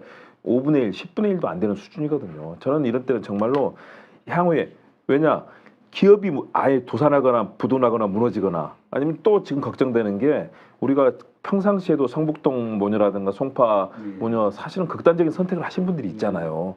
이런 상황에서 하루하루 생계를 하시던 분들이 시기를 놓치면은 극단적인 선택을 하는 상황이 나오면 그것은 정말로 끔찍한 비극으로 연결되기 때문에 여기서는 정치가 역할을 해야 된다. 행정은 평상시에 경제부처의 시스템으로 돌아갈지 모르지만 여기서는 정말 정치가 강력한 그런 추진력으로 밀어붙이면서 이 상황에서는 헬리콥터가 아니라 우리 국민들을 향해서 함께 긴급하게 오아시스처럼 다가가는 그런 물뿌리기 역할을 해줘야 된다. 지금 굉장히 중요한 시점이라고 봅니다. 저는 이제 정치와 이제 행정에 큰 차이가 있다고 생각되는데 이제 정책은 역효과, 이제 그 사이드 이펙트, 보수 효과에 대한 어떤 잘못된 것들에 대한 것까지 이제 걱정을 해야 되는데 지금은 그 상황보다는 결국 이제 정치가 끌고 가서 빨리 속도를 내서 피부에 안 닿는 그런 느낌을 좀 받도록 해야 되는 시점이 아닌가 그 생각을 좀 유권자 여러분들 만나면서 피부에 와닿게 느꼈거든요. 김지희 변호사님은 어떠세요? 이렇게 생활인으로서. 이 긴급 재난지원금 관련해서도 이게 저희 이제 가족들끼리 식사를 하는데 얘기가 나왔어요. 저희 가족들은 뭐 당연히 지금 다 여당 지지자이고 한데 이제 그런 얘기를 하는 거예요. 그러니까 이것들이 지금 뭐 얼마를 주고 몇 퍼센트를 주고 뭐 하는 것도 중요하지만 말씀들 다 하셨던 것처럼 빨리 줘야 되는데 그러니까 속도가 느린 게 그 원인이 70%와 그 나머지 30%를 구분하기 위해서 그것 때문에 시간이 늦어진다라고 하면 이거는 정말 죽어도 욕먹는 결과가 될 수밖에 없다. 그래서 이제 그때 제가 생각한 게 그러면 이미 100만 원 얘기는 나왔는데 뭐 국민들을 다 주면 이제 그 예산 안에서는 액수를 깎을 수밖에 없고 그러면 이거를 이렇게 하는 것도 문제고 저렇게 하는 것도 문제고 이게 해법이 뭘까? 그랬을 때 이제 요즘에 SNS에 이제 많이 얘기가 되고 있는 게 보니까 그래서 선지급 후선별 얘기를 하는 거예요. 그래서 먼저 다 주고 뭐 내년에 세금으로 뭐 그 상위소득자들은 세금을 더 걷어들이는 방법으로 환수하면 되지 않느냐. 그래서 그 괜찮은 아이디어 같다라는 생각이 들더라고요. 그래서 아까 헬리콥터 말씀도 하셨는데 지금 이제 산불이 났는데 사실 이쪽은 안 타고 있고 여기만 타고 있다고 하더라도 위에서 전체적으로 다 헬리콥터에서 이제 물을 뿌려서 해야지 여기를 지금 불타는 데를 골라내느라 시간을 허비할 시간이 없단 말이죠. 그러니까 지금 그런 상황하고 비슷하다라는 생각이 들었기 때문에 이것은 어떤 방식으로든 뭐 70%도 좋고 80%도 좋은데 제 생각에는 정말 빨리 줘야 된다라는 거. 지금 당장 굶어 죽게 생겼는데 내가 70%에 들어가느냐 마느냐 그거 지금 정부에서 구분한다고 나를 안 주고 있다라고 하면 사실 나중에 받게 되더라도 받게 되는 효과는 이미 없다라는 생각이 들어요. 예. 그러니까 그 조금만 부연하면 소상공인들이 제일 먼저 힘들어졌잖아요. 사실 뭐 서울시 그 소상공인연합회 KT 빅데이터 센터에서 추정하는데 서울시만 해서 하루에 3천억 정도의 매출이 빠진 것으로 지금 추정이 되니까 당장 임대료도 못 주고 인건비도 못 주고 재료도 못 사는 상황이 되니까 대출하러 왔는데 줄 길게 쓰고 2달 걸린다고 그러고 소상공인 센터 갔다가 신용보증장 갔다가 은행까지 가니까 이게 문제가 돼가지고 중기벤처부가 잘 나섰습니다. 4월 1일부터는 제가 아까 말씀드린 것처럼 딱 3가지 서류만 가지고 소상공인 지원센터 하면 당장 사실 소상공인들이기 때문에 뭐 막 매덕이 필요하고 이런 상황은 아니거든요. 당장 1,000만 원, 2,000만 원이 급하는데 5일 안에 지금 대출해 주는 거로 개선되면서 그 이제 마스크 대란도 처음에는 정부 여당이 이제 비판을 받다가 또 이렇게 나름 룰이 잡히고 공급 원활해지면서 그 운송도 좀 잦아들었잖아요. 마찬가지로 소상공인 쪽에서도 이 대출이 나름 개선이 되면서 좀 잦아든 면이 있거든요. 그러니까 저는 다 여러분 말씀하신 것처럼 뭐 저 100%로 주는 게 저는 제일 좋다고 생각하지만 그 부분이 이제 계속 어떤 재원의 문제 또 뭐 최상위 부자가 해주냐라는 어떤 사회적 논란 때문에 어쩔 수 없다면 어쨌든 최대한 빨리 뭐 예전에 아동수당에서 최상위 10%만 제외하고 준 적이 있었거든요. 90%까지 그런 전례도 있고 그다음 미국도 지금 보니까 한 4인 가구 기준으로 800만 원 안팎을 지원해 주는데 최상위 고소득층 거의 뭐 연봉이 1억 5천 안팎 넘는 분들만 일부 제외하고 주는 거로 해놨더라고요. 그러니까 방식 빨리 결정해서 먼저 지급하고 김진희 변호사 말씀처럼 그 최상위 소득자들은 향후 연말정산에서 일부 뭐 환수를 한다든지 아니면 뭐 본인들이 이러면 저소득층 기부한다면 그 부분에 대해서 또 사회적으로 박수를 보낸다든지 하는 방법이 있을 것 같아요. 제가 그 지역에서 몇 분 만났던 분들 얘기를 좀 사례를 하나 드리면 이제 저희 지역구가 이제 봉제 공장이 있는 곳이 많아요. 많죠. 평화시장에 있는데 그분 한 분이 이런 얘기를 합니다. 보통 이제 공장을 운영하면 임대를 하지 않습니까? 임대료는 당연히 못 내고 뭐냐면 생활비가 없다는 거예요 지금요. 생활비가 없고 또 한 분은 축구 교실을 하는 20대 이제 청년이었는데 축구 교실을 하기 위해서는 그 건물을 임대해서 왜 조그만 풋살을 하지 않습니까? 그 임대료를 몇 개월 못 냈다라는 거예요. 그건 차치하고 생활할 수 있는 돈이 없는데 왜 이렇게 안 내려 보내느냐 이 얘기를 호소하는 걸 들어볼 때 일단은 돈을 빨리 지급하는 방향으로 좀 가고 그 이후에 맞춤형으로 좀 바꿀 필요가 있을 것 같아요. 예를 들면 자영업하는 분들은 지금 전혀 그 임대료를 못 내고 있기 때문에 은행 대출의 문제라든가 이런 것들을 추후에 먼저 이제 해결해야 되는 건데, 그러니까 선과 후가 정책 순위에 빨리 그 결정을 내려야 되고 먼저 지급하는 쪽으로 좀 속도를 내야 된다. 이 말씀 다시 한번 좀 강조하고 싶습니다. 저도 오늘 들었던 얘기가 생각납니다. 그래서 음악 하시는 분들하고 예술 하시는 분들이 있잖아요. 지금 동숭동 뭐 세종문화회관 다 문을 닫았습니다. 그러니까 공연을 하고 그 비용으로 사실은 생계를 이어가시는 예술가들이 많거든요. 그런데 지금 모든 게 끊겼습니다. 그래서 이 예술인들을 돕는 이 청와대 청원을 낸다, 뭐 여러 가지 목소리들을 내시는데 지금은 우리 국민의 좀 저력을 믿고 과감하게 저는 정치권이 밀어붙여야 되지 않나. 왜냐하면 마스크 대란 같은 경우는 사실 논란이 많았잖아요. 그런데 우리 국민들께서 나는 더 필요한 사람을 위해서 당분간 안 사겠다, 4월 4일까지 안 사겠다, 뭐 이러면서 마스크를 자기가 쓰던 것들을 재활용하거나 면 마스크를 세탁해서 쓰는 쪽으로 가면서 서로 배려해 주시는. 지금 그런데 다른 나라는 안 그렇거든요. 이거 이탈리아 시칠리아 같은 경우는 이미 벌써 뭐 폭동 비슷하게 일어나서 슈퍼마켓을 털고 경찰이 무장해서 지키고, 다른 나라는 지금 폭동 양상도 나타나는 그런 흐름도 보이는데 우리나라 국민들은 정말로 국난 극복에 에너지가 강하셔가지고 서로 돕고, 뭐 옛날에 애완이기 때 뭐 금 집에 있는 거 다 갖다 내놓으셨지만 지금도 어려운 일은 서로 다 배려하지 않습니까? 뭐 달빛 동맹으로 영남과 호남이 도리어 더 단결하고 뭐 이런 상황들이 이어지기 때문에 저는 정치권이 국민 믿고 과감하게 이것을 추진해야 된다. 그렇게 해서 지금 위기 상황에 놓인 분들, 한계 상황에 놓인 분들에 대해서 자영업자, 소상공인, 그리고 취약계층, 차상위 계층 이런 분들에게 빨리 그 온기가 갈 수 있도록 해야 된다. 그 부분을 좀 적극적으로 정치권이 추진해야 될 것 같습니다. 제가 여기서 한 가지 좀 여쭤보고 싶어지는데요.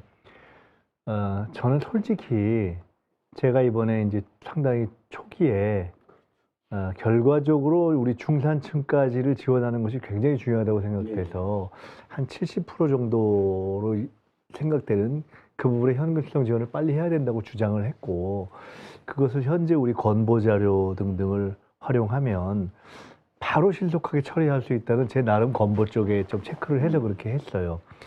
근데 제가 솔직히 요새 드는 생각은 이것을 하는데 두 가지 이유. 하나는 사실은 70%까지 하면 그 바로 1% 위에 이런 부분의 역차별에 대한 불만이 생길 거라고 생각하고 있었어요.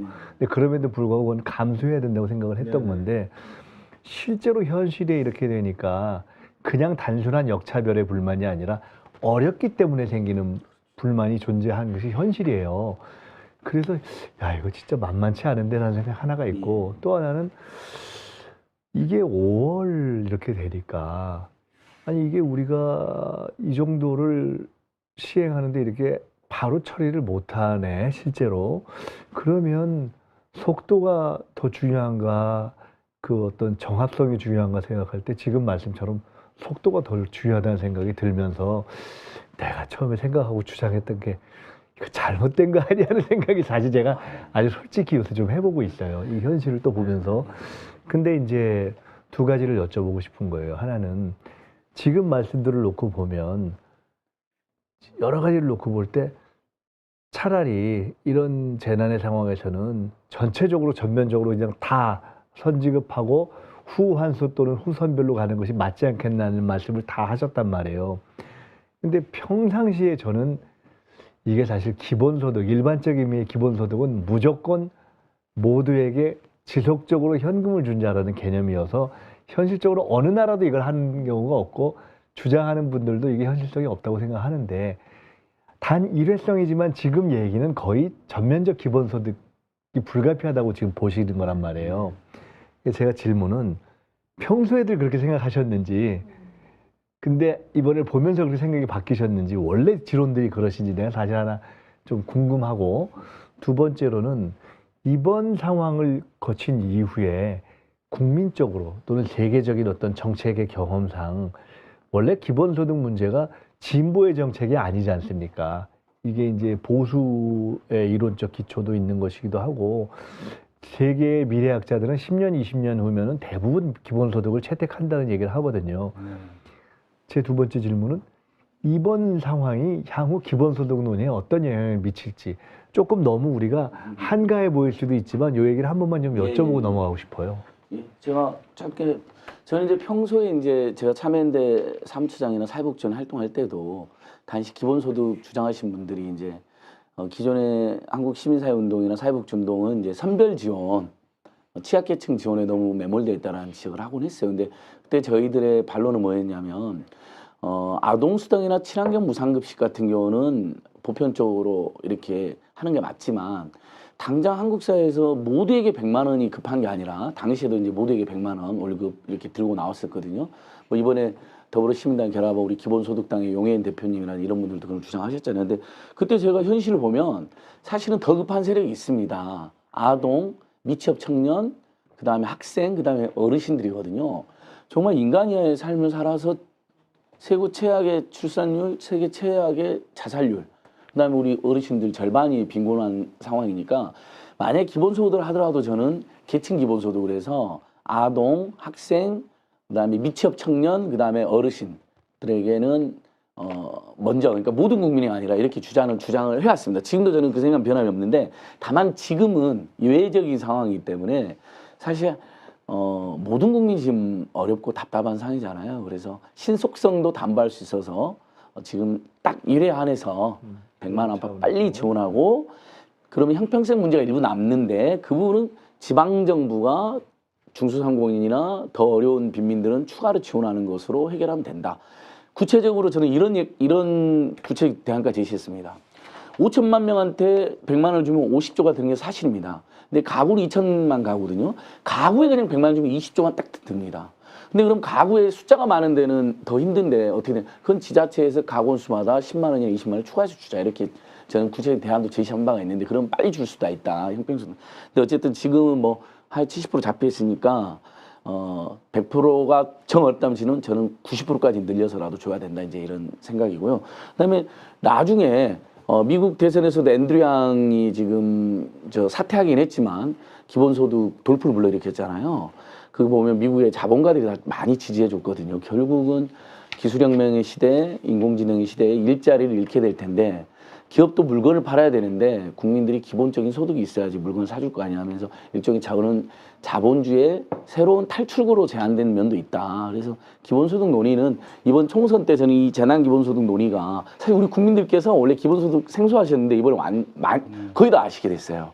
우리 학습 능력이 굉장히 빠르잖아요. 우리 국민들께서요. 코로나에 대한 공부, 그다음에 기본소득에 대한 공부가 굉장히 되셔가지고 저는 나중에 이제 우리 박성준 후보님이나 김민수 후보님 국회 들어가시면 아마 기본소득은 아주 건설적인 의제로 우리 2010년대 친환경 무상급식, 2011년 반값 등록금이 당시 생소했는데 그게 우리 이제 민주당이나 정의당 계열들이 잘 채택해서 국민한테 지지를 많이 받았던 것처럼 뭐 아주 뭐 당장 실파까지는 아니어도 21대 국회에서는 좋은 주제로 토의가 이루어질 것을 기대해 봅니다. 예. 저는 그 이제 기본소득이라고 하는 개념이 이제 우리나라는 이제 국가정책이라는 게 이제 장단기로 구분되지 않습니까? 아마 경제 구조가 바뀌고 그러니까 또 노령 인구도 많고 또 인구 구조가 바뀌니까 이런 기본소득 개념은 장기적인 어떤 플랜화에서 이제 만들어진 제도라고 좀 생각되는데 저는 이 시점은 단기 처방이 매우 중요한 시점이라고 생각됩니다. 사실 그 단기 처방이라는 것은 극약 처방 아닙니까? 지금 코로나에 의해서 모든 사람들이 지금 시름시름 앓고 있는데 링거 맞아야 될 시기 아니겠어요? 링거를 반드시 꽂아서 바로 회복하게 하는 단기 처방, 극약 처방이 필요한 시점이기 때문에 이는 재난 기본소득 같은 개념은 원래는 장기적인 어떤 개념이지만 지금은 단기 처방으로 빨리 제가 앞서 얘기한 것처럼 속도전으로 펼치는 그런 전략으로 가야 된다는 말씀을 다시 한번 좀 드리겠습니다. 그게 중요한 것 같아요. 저도 뭐 평상시라면 사실은 우리 기본소득을 전 국민을 할 정도로 우리의 경제 수준이든 규모라든가 왜냐면 우리가 외부의 상황에 취약하고 수출 위주고 굉장히 어려운 이 상황들을 맞을 수 있는 지점이 있기 때문에 우리 예산이라든가 재정 구조가 그렇게 튼튼하지는 않거든요. 저는 그런 측면에서 평상시에 하기는 쉽진 않은데 그러나 정치권에서는 이거는 기본적인 어젠더로 끌고 가야 된다고 생각합니다. 이게 이상적인 정책으로서 일단 출발되는 지점이 있고요. 특히 정치권에서 이 이슈를 계속해서 거론하고 가장 중요한 21세기 지금 가장 큰 화두는 역시 사회적 양극화를 어떻게 줄이느냐 아니겠습니까? 그렇다면 결국은 그런 취약계층 어려운 분들에 대한 이런 여러 가지 현실적인 이 경제 정책이라든가 이런 측면에서 정치권이 이 이슈를 계속해서 제기하는데 지금은 저는 이 사안이 계속 끊임없이 가지는 않을 거라고 봅니다. 이번 정말 어려운 사안이고 코로나19가 이제는 일정하게 어느 정도 이 상황이 진정이 되면은 또 다른 이제 기본소득에 대한 논의가 이루어질 것이고요. 그러나 지금은 정말로 적시에 이 지원이 돼야 되는 상황이기 때문에 이 재난과 관련된 것들을 정부 그리고 정치권이 빠르게 결정하는 집행 능력 그리고 이 해결 능력을 보여주는 것이 중요하다고 생각합니다. 우리 김 변호사님까지 말씀. 제가 이해하는 사실 기본소득은 이게 저도 잘 알지는 못하지만 이게 보편적인 복지냐 선별적인 복지냐 하는 복지 차원에서 논의가 되는 것은 아니라고 알고 있습니다. 그러니까 지금 안진걸 수석님이 말씀을 많이 잘 해주셨는데 제가 알고 있기로도 이게 결국은 이제 뭐 4차 산업혁명 우리가 뭐 AI 이런 얘기들을 하면서 이제 사람이 일할 수 있는 일자리는 필연적으로 줄어들 수밖에 없고 근데 돈을 써야만 하고 그래야 경제가 돌아가는 거잖아요. 이제 그런 이제 쉽게 얘기하면 그런 차원에서 논의가 되기 시작했던 것이고 뭐 핀란드에서는 이제 실험을 뭐 한 적도 있고 그리고 뭐 제가 알기로는 미국의 뭐 아주 유명한 자본가들이죠. 뭐 아마존이나 뭐 페북이나 뭐 이러한 데서 오히려 더 이 기본소득을 주장을 하는 것으로 알고 있어요. 왜냐하면 물건을 팔아야 되는 입장에서는 살 사람이 돈이 있어야 하니까 그 돈을 주자 소비를 진작시키고 이 경제라는 피가 돌게 하기 위한 처방전인 거죠. 그래서 그런 입장에서 본다라고 하면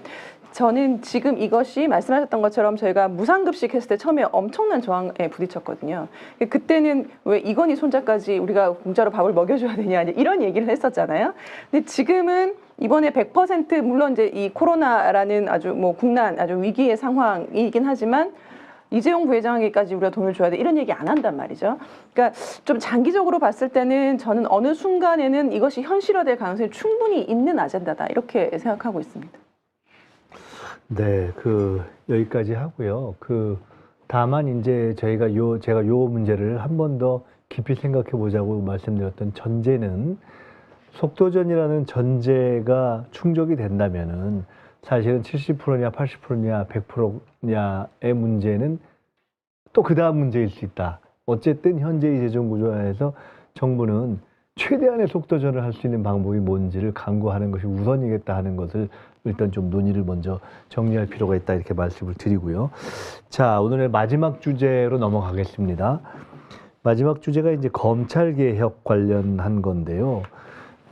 여기 다 뭐 검찰개혁 관련해서 또 하실 말씀이 많은 분들이 모이셨는데 최근에 총선 전에 이제 검찰개혁 또 선거 제도가 정리되면서 이제 총선으로 넘어왔는데 잠시 소강 상태로 가는 것이 아닐까 했는데 지금 총선 중에 검찰 관련 이슈들이 몇 개가 지금 터져 나왔어요. 윤석열 총장 관련한 지금 그 언론에 보도도 나오고 계속 잇따르고 있죠. 그리고 이번에 그 유시민 이사장에 대해서 검찰과 언론이 합작을 해가지고 일종의 공작을 한 것이 아니냐라는 것도 지금 폭로가 되고 얘기가 돼서 다시 비상황 관심이 모아지고 있습니다.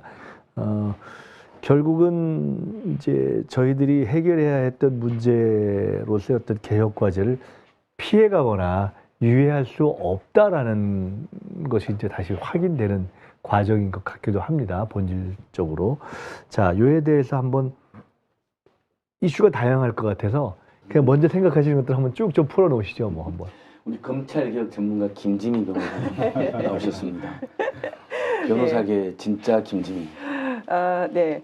제가 어찌됐건 제가 민변의 사법위원장도 했고 지금 그 제2기 법무검찰개혁위원회 위원으로 제가 얼마 전에 또 최근에 위촉이 돼서 활동을 하게 돼서 검찰개혁 관련해서는 그래도 조금 더 알고 있다 이렇게 말씀드릴 수 있을 것 같고요. 말씀하셨던 것처럼 제 입장에서는 개인적으로는 우리 사회의 가장 큰 개혁 과제라고 한다면 검찰 개혁을 비롯한 이제 사법 개혁 제가 이제 하고 있는 일이 그것이니까 플러스 최근에 저는 언론 개혁 이 중요하다라는 생각을 정말 하게 됐어요. 그래서 지금 여기 이제 언알바라는 것도 그 차원에서 제가 이제 같이 결합을 하게 됐는데 이 유시민 이사장과 관련된 채널 A와 MBC 간에 지금 보도, 논란, 공방, 이렇게 지금 그 보도가 되고 있어요.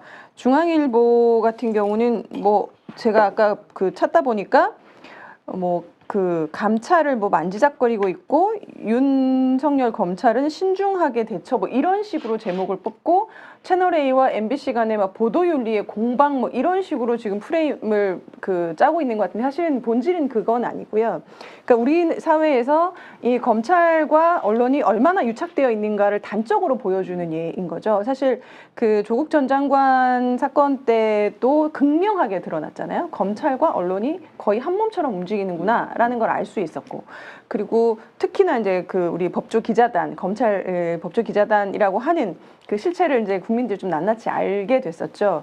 근데 그거에 좀 결정판이 아닌가라는 생각이 들고, 이 사건은 정말 실체가 뭔지 좀 확실하게 그 실태 파악을 해야 된다라고 생각이 드는데, 이 사건 관련해서 지금 채널 A는 약간의 꼬리자르기에 지금 들어갔어요. 개인 기자 개인의 일탈이라는 식으로 지금 아마 수습을 하려고 하는 모양이고, 이게 채널 A가 지금 방통위 승인을 앞두고 있잖아요. 근데 혹시나 이게 좀 불통이 튈까 좀 전전긍긍하는 모양새여서 그런 식으로 저는 빠져나갈 염려도 있다라고 보여집니다. 그렇다면 지금 검찰에서 실제로 정말 그런 일이 있었는가를 밝혀내야 돼요. 그래서 방법은 사실 법무부 감찰입니다. 근데 원래는 이게 보도한 내용에 따르면 어떤 윤석열 총장과 최측근인 어떤 검사장이라고 나왔잖아요. 근데 제가 이제 보도를 보면서 좀 재밌었던 건 뭐냐면, 당사자는 부인을 하겠죠. 당연히 그건 내가 아니다. 그래서 대검에서 자체적으로 이제 사태 파악을 해서 법무부에 보고를 했는데 아니랍니다. 이게 보고의 끝인 거예요. 네, 그 검사장은 아니랍니다. 그러면 누구냐? 네, 그러면 누구냐로 나아가야 되잖아요. 거기서 진도가 없는 거예요. 아니랍니다라고 하고 끝낸 거죠. 사실이 아니랍니다. 그러니까 이거는 법무부가 당연히 감찰을 나설 수밖에 없는 거고, 원래는 검사에 대한 검사 비위에 대한 감찰은 대검에서 하만 1차 감찰을 할 수 있게 돼 있었어요. 그러니까 그동안 반드시 거쳐야 되는 규정이에요? 아니, 그러니까 검찰이 1차적으로 할 수 있는, 법무부는 사실상 감찰을 안 해왔던 거죠. 그동안 검사의 비리에 대해서는. 그러니까 셀프 감찰이다, 아니면 제식구 감싸기 감찰이다, 이런 얘기가 나오면서 검사들의 비위나 이런 것들이 있어도 거의 대부분 다 묻혔던 거예요. 그래서 이번에 문제되고 있는 그 검사장의 가족도 검사였는데 아주 큰 비위를 저질렀는데 묻혔죠. 이제 그런 식으로. 그래서 이제 작년에 이제 조국 전 장관이 취임하고 잠깐만요, 죄송해요. 중간에 우리가 언론도 그렇고 계속 그 검사장 누구 이렇게 얘기하면서 우리가 보통 때 같으면 이름이 나올 법도 한데 또는 뭐 그런 설이 있다 이렇게 해서 언론에 나올 법도 한데 이번엔 전혀 그렇게는 안 되잖아요. 지금 실명이 나온 보도는 저도 본 적은 네. 없어요. 네. 그거는 그렇게 되면은 큰일 나나요? 제가 볼 때는 그럴 것 같지는 않은데요. 이제 일부 언론은 뭐 일부러 안 하는 것이고 제가 볼 때 일부 언론은 몸을 사리는 게 아닐까라는 생각이 들어요. 상대가 상대이니만큼. 예. 그래서 말씀을 이제 계속 드리면 그래서 그동안 이제 감찰을 전혀 못 해왔기 때문에 법무부가 1차 감찰권을 이제 가지고 가겠다라는 식으로 법무검찰개혁위가 권고를 했죠. 예, 그때도 보수 언론에서는 뭐 검찰 뭐 길들이기를 한다는 둥 이렇게 되면 뭐 정권의 입맛에 맞게 수사를 할 수밖에 없다는 둥 뭐 이런 얘기를 했었죠. 어쨌든 규정은 개정이 돼서 법무부가 1차적으로 감찰을 할 수 있는 경우가 늘어났어요. 예, 그렇기 때문에 지금 충분히 법무부가 감찰을 할 수 있는 사안이다라고 저는 판단이 되고 그리고 대검 감찰관도 그동안은 계속 검사 출신이 들어갔었거든요. 근데 작년에 이제 그렇게 하지 말라고 공고가 내려져서 이제 판사 출신의 변호사가 이제 감찰관으로 들어갔죠. 대검 감찰관으로. 그래서 환경이 조금 나아졌기 때문에 그리고 이번은 사실 이거는 묻고 지나갈 만큼의 사소한 사건은 아닙니다. 그래서 실체가 무엇인지. 근데 말 그대로 그 검사장이 아니라면 누구냐? 를 밝혀내야 되는 거죠. 그래서 그런 정말 여기서도 언론이 이 사태를 계속 쫓아가고 싶다면 다른 검사장이 누구냐를 파헤쳐야 돼요. 근데 거기에 대한 보도는 지금 전혀 안 나오고 있거든요. 그리고 그 검사장이 아니라면 누군가인지 밝혀내야 된다. 이런 식의 보도도 사실은 별로 없어요. 그러니까 그런 면에서 국민들이 조금 눈을 좀 부릅뜨고 이 사태를 계속 지켜봐야 되는 게 아닌가 싶습니다. 제가 눈동자 저보고 얘기하는 모습이에요. 이번에 저는 가장 큰 문제는 뭐냐면 타겟팅을 했다는 거잖아요. 어떤 목적을 딱 정하고 그 사건에 대한 취재를 유도하는 쪽으로 갔다라고 하는 것이 이제 본질적이고 그 유도를 누가 했느냐에 대한 문제예요. 그러니까 개인 플레이로 한 기자가 한 것이냐 아니면 검찰과 연합해서 세트 플레이를 한 것이냐에 대한 부분인데 그러니까 개인 플레이 했어도 문제입니다. 사실은 그 개인 플레이를 통해서 어떻게 보면 검찰의 얘기를 사칭한 것까지 되는 문제로도 비화될 수 있는 문제이기 때문에 개인 플레이라고 하더라도 그 언론사가 분명히 이 문제에 대해서 조사를 하고 규명을 해야 되는 어떤 책임이 있다라는 말씀을 좀 드리고 더 나아가서 이제 세트 플레이를 했다고 하면 이건 굉장히 큰 문제죠. 검찰이 개입하고 그 부분을 같이 목적 지향으로 타겟팅을 했고 또 하나는 이 문제를 가지고 실제 그동안에 이게 취재의 어떤 관행이었다고 하면은 이것도 큰 문제인 것이죠. 그래서 이제 검찰 개혁 또 언론 개혁까지라는 얘기가 나오는데 실제 우리가 이제 그 언론의 가장 중요한 사명 중에 하나가 뭐냐면 실체적 진실입니다. 그러니까 이 사안 자체를 언론자 자체가 실체적 진실을 규명하는 그런 과정을 만들어내야 된다. 그리고 검찰도 사실은 실체적 진실을 입증하는데 그 책임이 있다는 말씀으로 저는 드리겠습니다. 이렇게 주목을 받고 있는 것은 결국 검찰이 전혀 변하지 않았다. 그러니까 조국 장관 사태를 거치고 추미애 장관이 등장하고 그러면서 검찰 개혁 뭐 내부에서 윤석열 총장도 이제 내놓고 뭐 하는 게 신용만 냈지 검찰은 전혀 변하지 않았고 사실상 언론과의 그런 유착 관계 또 언론 역시 또 변하지 않았다. 그동안에 검찰 또 법조 기자실을 통해서 계속해서 서로 간에 주고받는 그래서 특종도 주고받고 또 검사의 수사도 또 개가를 올리게 해서 검사들의 또 승진에도 또 영향을 미치고 서로 간에 이 주고받았던 것들이 전혀 변하지 않았기 때문에 이 부분에 저는 그래서 실체적 진실을 밝히는 게 가장 중요하다. 과연 어떤 일이 벌어졌고 정말 말씀하신 것처럼 개인 플레이인지 아니면 진짜 세트 플레이라면 이건 정말 심각한 문제죠. 이거는 대한민국 검찰의 역사를 완전히 바꿔야 되는 그런 부정과 유착의 상황이기 때문에 그런 부분에 있어서 좀 더 문제의식을 우리 사회 전체가 가질 필요가 있는데 지금은 선거 국면에 뭐 이렇게 매몰돼서 좀 지나가는 것 같은데요. 그러나 이것은 반드시 규명이 돼야 되지 않겠습니까? 저는 실체적 진실 얘기하면서 그 김민석 그 후보님 이제 앵커시기 때문에 그 이제 실명에 대한 얘기를 했지 않습니까? 근데 보통 검찰이라든가 이제 언론계에서 문제가 되면은 실명 보도를 하지 않았어요. 근데 이 문제도 큽니다. 일반적인 사람들이 어떤 사건에 연루가 됐다고 합니다. 실명 보도해서 이 정도면 보통 같은 보통 경우는 실명 보도해서 그 사람을 다 파헤치고 뭐 어떻게 얘기하고 이러는데 사실은 어떤 언론이라고 하는 부분과 검찰이라는 부분에 어떤 장막이 가려서 어떻게 보면 좀 보호받고 있는 그런 모습인 거죠. 근데 우리 김 변호사님, 그 우리가 법률적 관점에서는 지금처럼 이렇게 우리 저 보면 채팅창에서 다들 말씀하시거든요. 어떻게 다 아세요? 그런데 저렇게 그 누구라고 이렇게 하는 것이 기준에 맞는 겁니까? 아니면 지금 일반인의 경우였다면 하는 것처럼 이름이 다 나오는 이 정도 사안 정도 되면 이렇게 공적 관심이 높은 사안 정도가 되면 이름이 다 나오는 것이 기준에 맞는 겁니까? 이제 뭐 교과서적으로 얘기하자면 공적인 게 관심 사안이고, 그리고 공직에 있는 사람의 경우는 명예훼손에 해당할 가능성이 더 떨어지죠. 일반인보다는. 이제 국민의 알 권리, 언론에서 제일 많이 얘기하는 게 국민의 알 권리잖아요.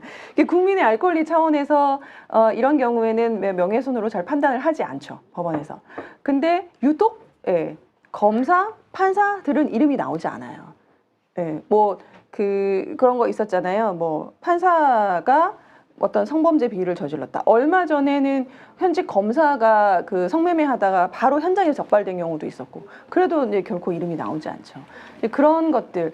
그래서 뭐 그 이론적으로, 그리고 몇몇 문제된 사안에서 그런 식으로 공적 인물 이론 뭐 이렇게 얘기를 합니다. 그렇게 하긴 하지만 실제에서는 그것도 언론이 그 실명을 냈을 때 그것이 명예훼손이다라고 소송이 들어오고 소송으로 가서 법원에서 판결이 그렇게 나는 거지, 언론이 실명을 게재하지 않겠다라고 판단 내리면 알 수 있는 방법은 사실 없는 거예요. 한 가지만 더 여쭤볼게요. 우리 저 김 변호사님 나오셨기 때문에 법무부 감찰, 그러니까 기존의 대검 감찰을 1차 거쳐야 되는데 계속해서 이제 셀프 감찰 이렇게 해서 덮어주고 했던 부분에 대해서 지금 이 부분은 법무부 감찰이 가능한 사안이다라고 하고 또 실제로 법무부에서 그런 얘기가 나왔잖아요. 법무부 감찰을 하면 이거는 어떻게 현실적으로 예상하세요? 딱 떨어지게 나올까요? 또는 그렇게 갈 수 있습니까? 어떻게 보세요? 만약 안 되면 또 어떻게 해야 됩니까? 이 사건 같은 경우는 지금 보도된 것만 해도 상당히 구체적인 증거들이 나왔단 말이죠. 녹취록이 있고, 그리고 그 음성도 있고, 사실 뭐 그런 것들 지금 뭐 음성 들어보니까 그 검사장이다라고 했는데 그 검사 나는 아니다 또 뭐 이렇게 하고 있으니까 그거야 뭐 대조해 보면 되고, 나중에 뭐 정말 필요하다라고 하면 본인이 정말 혐의를 벗고 싶으면 성문 분석을 하면 되는 거니까요. 그래서 이제 어느 정도의 구체적인 증거라고 할 것들이 이미 있기 때문에 감찰이 가능할 것 같고, 제가 감찰에 대해서 조금만 더 말씀드리면 사실은 법무부가 감찰하는 게 무조건 옳다 이렇게 말씀드릴 수는 없어요. 왜냐하면 어떤 제도든지 간에 최악의 사태를 예정하고 이제 제도 설계를 하잖아요. 예전에 왜 법무부가 감찰을 하지 않았냐 하면, 어떤 검사가 예를 들어서 살아있는 권력에 대해서 수사를 하고자 하는데 정권 입장에서는 이걸 막고 싶단 말이죠. 그러면 그 검사에 대한 감찰이 들어가는 거예요. 그러니까 우리 예전에 최동 총장의 혼외자 뭐 이러니 그 사건만 봐도 알 수 있죠. 그렇기 때문에 수사의 독립성 뭐 이런 것들을 지켜주자라는 의미에서 검찰 자체에서 감찰을 하도록 한 것이에요. 그래서 법무부가 감찰을 하게 한 것이 지금 상황에서는 우리한테는 그래 법무부가 해야지라고 하지만, 사실은 뭐 나중에 뭐 만약에 정권이 바뀌어서 어떤 상황이 될지 모르기 때문에 그것이 무조건 좋다 이렇게 말씀드릴 수만은 없는 건 사실입니다. 그러니까 서로가 견제하면서 감찰을 해야 되는 것이 맞는데, 그동안은 법무부의 감찰권은 전혀 유명무실했기 때문에 문제가 되는 것이죠. 전혀 사용하지 않았기 때문에.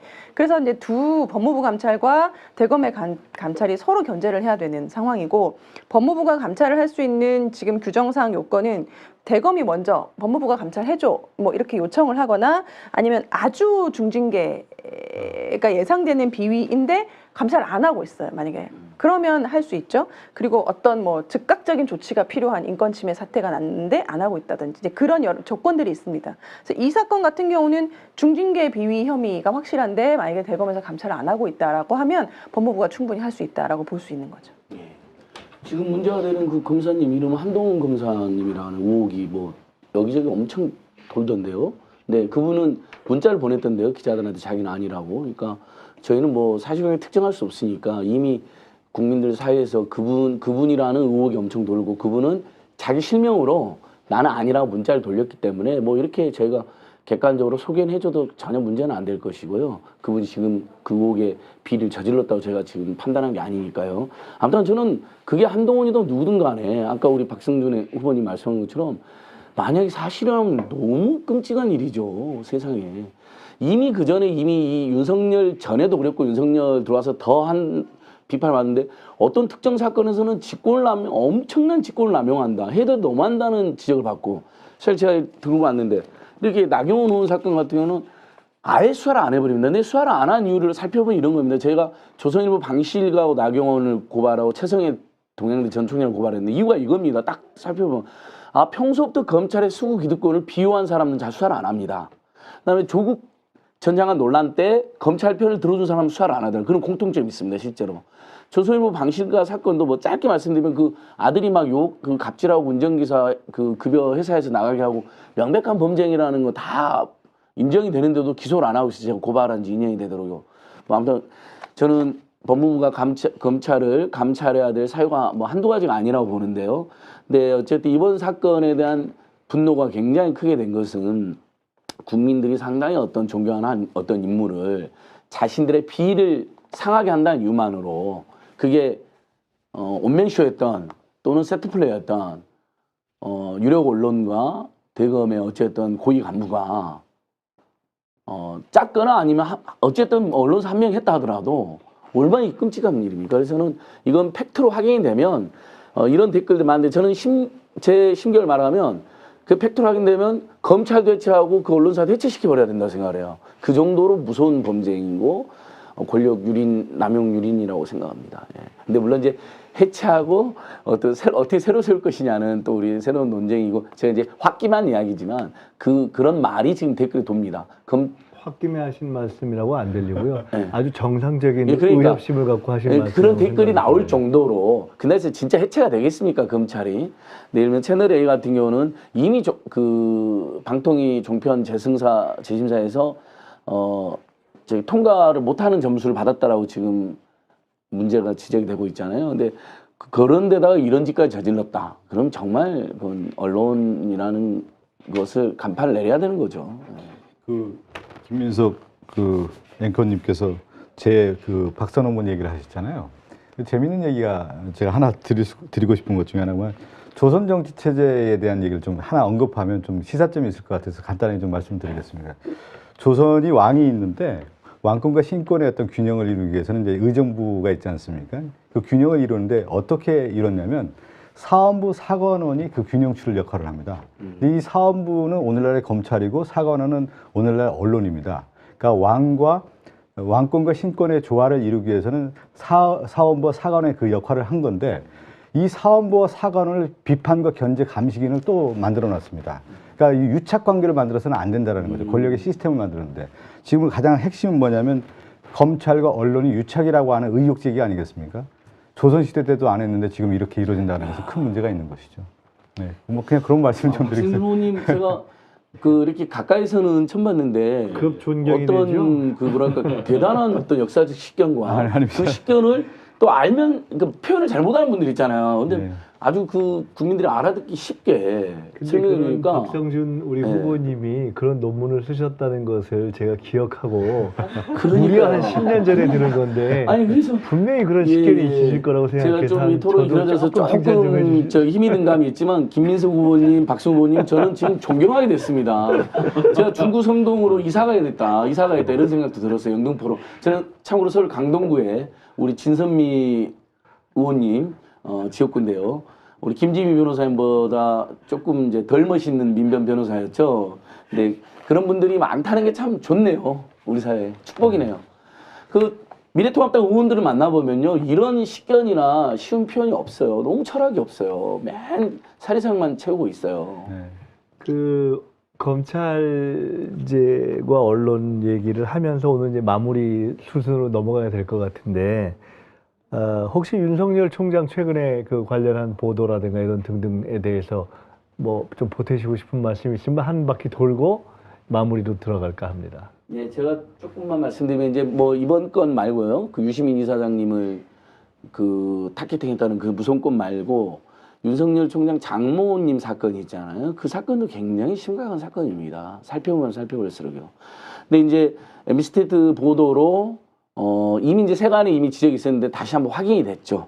나경원 의원의 남편인 김재호 판사가 어쨌든 뭐 짧게는 5, 6개월에서 길게는 1년 반간 재판을 석연치 않게 하지 않았다라는 의혹도 제기됐고, 나경원 의원은 그 페이스북에 피해자가 아니 피고인이 연기를 요청한 것이라고 이렇게 해명을 올렸습니다. 근데 선거법에 보면 당선을 목적으로 허위사실 유포하면 무겁게 처벌하게 되어 있는데 MBC가 공개한 자료를 보면 피고인은 오히려 빨리 재판해달라고 진정서까지 낸 게 확인되어 있습니다. 그다음에 재판을 연기한 것을 신청한 게 아니라 재심 사건이 있으니까 병합할 거냐라는 판사의 공고를 받고 소극적으로 응한 거라는 게 나옵니다. 그래서 저는 이제 이 부분까지 저희는 묶어서 나경원 의원을 뭐 다음 주에 선관위에 12차 고발합니다. 각종 허위사실 유포 혐의를 자신의 비리가 전부 다 허위라고 이렇게 올렸어요. 다 사실로 밝혀졌는데 그래서 이것도 저희가 이제 고발 예정인데요. 저는 이제 그걸 이야기하고 싶은 겁니다. 그 특정 사건 이야기하는 게 아니라 윤석열 총장 어떤 분들은 굉장히 정의로운 검찰이라고 이렇게 주장을 하십니다. 한때 뭐 그랬을 수도 있습니다.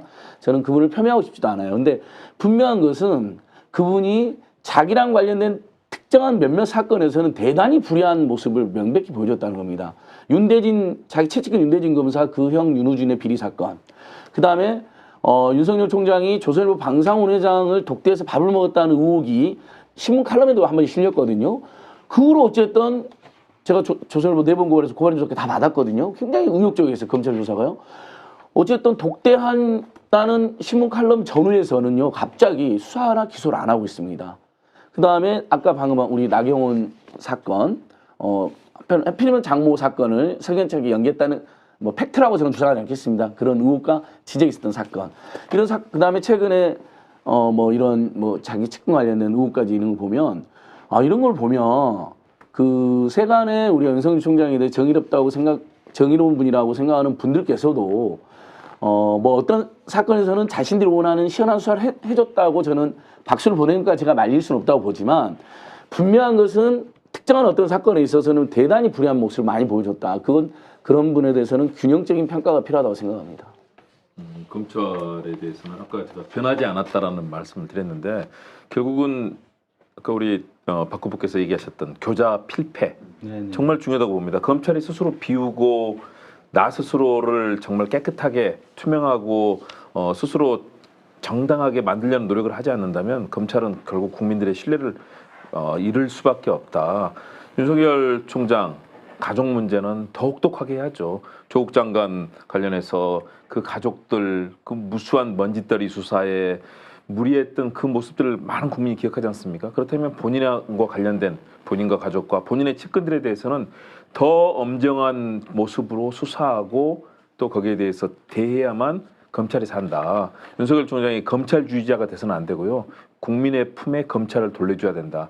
지금처럼 검찰을 지키는 장벽을 쌓고 검찰의 과거의 기득권과 또 언론까지 같이 유착하면서 보여주는 아주 그런 모습들을 저희는 많이 과거에도 기억하고 있고 지금도 이렇게 현실로 되고 있고요.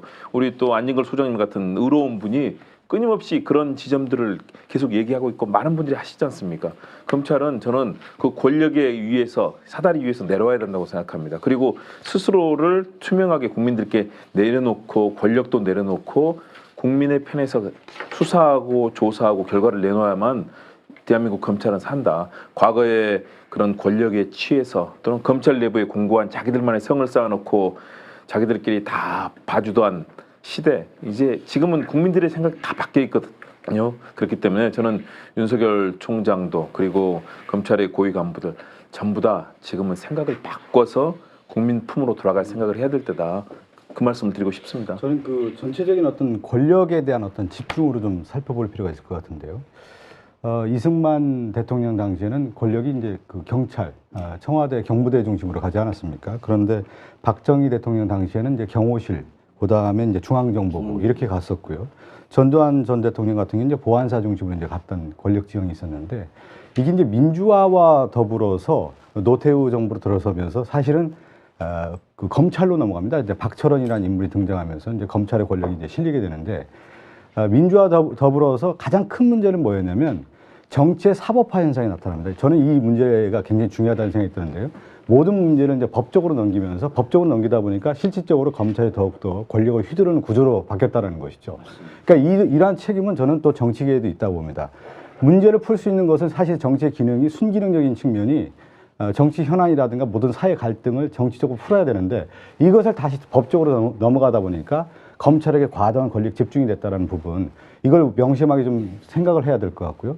또 앞으로 우리가 이제 검찰 개혁에 대한 얘기를 하는데 사실 정치가 그 기능을 못했다라는 부분을 좀 각성해야 된다. 저는 뭐 정치 처음에 이제 초년생으로서 이 부분 좀 다시 한번 좀 말씀드리고 싶고, 권력에 어떤 집중하라는 현상들은 엄연하게 현존하는데 그 기능을 어느 정도로 이제 정치가 풀어줘야 된다는 말씀 좀 드리고 싶습니다. 지금 검찰과 언론개혁 관련한 얘기를 하고 있는데 이번에 이 유시민 이사장 사건 관련해서 그렇게 말씀하시는 분들이 있어요. 이게 새로운 게 아니고 늘상 있어 왔던 일이다. 언론은 항상 이래 왔었고 마찬가지로 검찰은 누구 한 명 이렇게 하고 싶으면 이렇게 같이 짬짬이 해가지고 뭐 한 명 인생 어떻게 망가뜨리는 걸 하시는 일도 아니었던 거죠. 그런데 이번은 유일하게 아니면 좀 특이하게 제보자가 빨리 제보를 해서 이게 보도가 나감으로써 빨리 드러난 것뿐이지 기존에 그런 일들이 많이 있어 왔다라는 얘기들이 있어요. 그리고 지금 이 사건 있고 나서 현직 검사 중에 한 명이 페이스북에 이제 올렸어요. 얼마 전에 모 검사가 자기한테 전화를 해와서 너에 대한 감찰이 진행 중인 것으로 아는데 뭐 처신을 조심해라 이런 얘기를 했었다. 그래서 그 검사가 이걸 다 통화를 녹취를 해가지고 이제 보고를 했단 말이죠. 그 녹취서까지 페북에 공개를 하셨어요. 그러니까 이런 일들이 사실은 비일비재하게 있어 왔다는 거죠. 그러니까 감찰 같은 경우는 특히나 수사도 우리가 비밀로 하고 다 밀행성 얘기를 하는데 누구에 대한 감찰이 진행 중이라면 사실은 그건 특정 기자 한 명만 알 수 있는 일이 아니에요. 누군가가 흘린 거죠. 실제로 감찰이 진행 중인지 아니면 뭐 한번 떠보기 위해서 그런 건지는 모르겠지만 어쨌건 그것이 사실이더라도 문제고 사실이 아니라면 사실 더 문제인 거잖아요. 이제 그런 식으로 이렇게 검찰과 언론과의 유착 관계가 늘상 있어 왔던 일이다라고 한다면 이제는 뭐 더 이상 우리가 문제다라고만 말할 게 아니라 이거를 뗄 수 있는 어떤 해결 방법을 좀 제시를 할 수 있어야 된다라는 생각이 들고, 그래서 이제 두 분 후보님께서 국회에 들어가시면 이거에 대한 해결 방법들을 좀 고민하셔서 모쪼록 뭐 입법을 통해 해결을 좀 해주시기를 요청드립니다. 방금 말씀하신 사례가 어떤 기자가 이제 그 진모 검사한테 전화해서 감찰 받고 있냐 이렇게 물어봐가지고 이제 널리 알려진 사건인데 저도 깜짝 놀랐어요. 야, 이건 검찰에서 흘려준 거잖아요. 누가 뭐 팩트가 아직 최종 확정 안 됐지만 그래서 예를 들면 기사 나가기 위해서 뭐 망신을 준다든지 아니면 뭐 내쫓으려고 악용한다든지. 예전에 우리 그 박은정 검사도 그 당시에 낙검수한테 뭐 공익 제보했다고, 그것도 해피되면 나경원 씨가 알린 사건입니다. 그 남편이 전화해가지고 기소 청탁했다는 사건이잖아요. 그걸 공익 제보했다고 막 감찰하려고 막 시도했다가 막 우리 언론 야당 당시 민주당이라든지 심사는 결사 반대하고 뭐 민변 이런 데서 지적해가지고 막아낸 적이 있었는데요. 그 사건도 나는데 저는 그래서 뭐 이제 끝날 때쯤이니까 해법을 우리가 고민해봐야 된다고 합니다. 이 검찰과 언론의 유착 너무 오래됐잖아요. 우리 노무현 전 대통령님 뭐 논두렁이 시계 사건부터 시작해서 끔찍했던 사건이 한두개가 아니고요. 이게 잘못하면 사람을 자꾸 심지어 죽이는 단계까지 가는 거 아닙니까? 그래서 검찰 출입 기자실, 특히 권력이, 그러니까 행정부의 출입 기자는 저는 이해를 해요. 왜냐하면 뭔가 국민의 삶과 관련된 뭔가 발표되는데 빨리빨리 알려줘야 되거든요. 출입하는 기자들이 시스템이 잘 돼 있고. 근데 권력이 이렇게 집중돼 있는 어떤 권력기관에서 언론사들이 자기들끼리만 출입하잖아요. 일반 기자는 또 투표를 해가지고 출입도 못하게 하잖아요. 그런 데는 없애야 된다고 보는데 왜 그걸 국민 세금으로, 검찰 내 국민 세금으로 사무실을 만들어줘가지고요. 직원이 그걸 서포트까지 다 해주고 있어요. 직원까지. 전화기도 다 공짜로 주고 뭐 이런, 물론 뭐 전화비는 일부 낸다는 이야기는 들었는데 어쨌든 저는 아예 출입기자 제도는 특히 권력이 집중되는 출입기자를 없애고 개방형 브리핑과 모든 기자가 올코트로 이렇게 프레싱으로 압박하고 감시와 견제하는 시스템으로 전환이 되는데 이런 고민이 들더라고요. 제가 이제 마무리를 해야 될 것 같습니다. 오늘 제가 이렇게 쭉 댓글 달아주시고 채팅창을 이렇게 보면서 평소와 조금 다른 것은요. 평소에도 저희 진짜 백분 토론을 좋아하시고 또 응원도 많이 해주시고 재밌다, 뭐 오늘 이슈가 따끈따끈하다 이런 말씀들을 많이 하시는데 오늘 평소와 달리 나왔던 말씀 하나는 평소보다 이거 참 고품격이다 이런 말씀을 많이 해주시고 그다음에 공부가 된다 이런 말씀을 많이 순전히 다 두 분 후보님 덕분입니다. 뭐. 특히 우리 박성준 후보님. 네. 중구 주민들 행복하시겠습니다. 예. 영구와 영등포. 네. 영등포 1등포 해주셔서 같아요. 지나간 국토 얼마나 눈에 띄는지 영등포를 1등포로. 멋있어요. 그렇게 된 것은 우리 안진걸 소장님께서 중간중간에 사회까지 이렇게 스스로 봐주시면서 해주시는 이 오지랖과 좀 더 재밌게 하려고. 네, 그리고 또 우리 김헌국 교수님이 늘 나오실 때마다 오늘은 종동설 이렇게 해가지고 늘 한 번씩 이렇게 정말 그 심정 너무 좋았어요. 찍어주시는 종동설. 늘 한 번씩 찍어주세요. 그리고 우리 김지미 변호사님이 제가 뭐 지금까지 나오신 다른 변호사님들을 제가 뒷담화하는 것은 아닙니다만은 그 다른 분들도 다 좋았지만 특별히 지금까지 나오신 변호사님들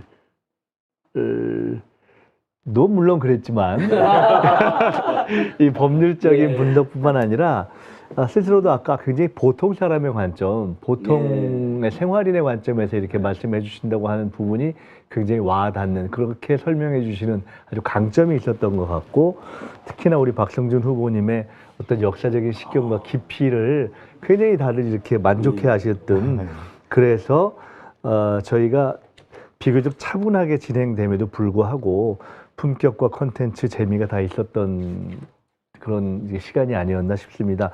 저는 개인적으로 오늘 말씀을 들으면서 교자 필패, 애자 필승이 굉장히 이렇게 남습니다. 사실은 오늘 얘기가 다 대통령도 정치도 의회도 검찰도 언론도 다 권력을 내려놓고 교하면 안 된다는 얘기였고 또 애자 필승이라는 것은 국민과 시민이 주체인 시대에 정치의 핵심이 공감으로 돼야 한다라는 이제 이 시점에서의 애자라는 뜻은 공감하는 자라는 뜻인 것 같아요. 그래서 그런 의미에서 저희가 이제는 정치의 핵심이 그러니까 시민이 주인인 시대에서의 정치의 핵심은 공감이 아닌가라는 것을 다시 한번 이렇게 느끼면서 저희가 여기 봐주시는 여러분과 또 시민과 함께 공감하는 진짜 100분 토론이 돼야 되겠구나 하는 생각을 다시 하는 시간이었습니다. 아쉽게도 아마 우리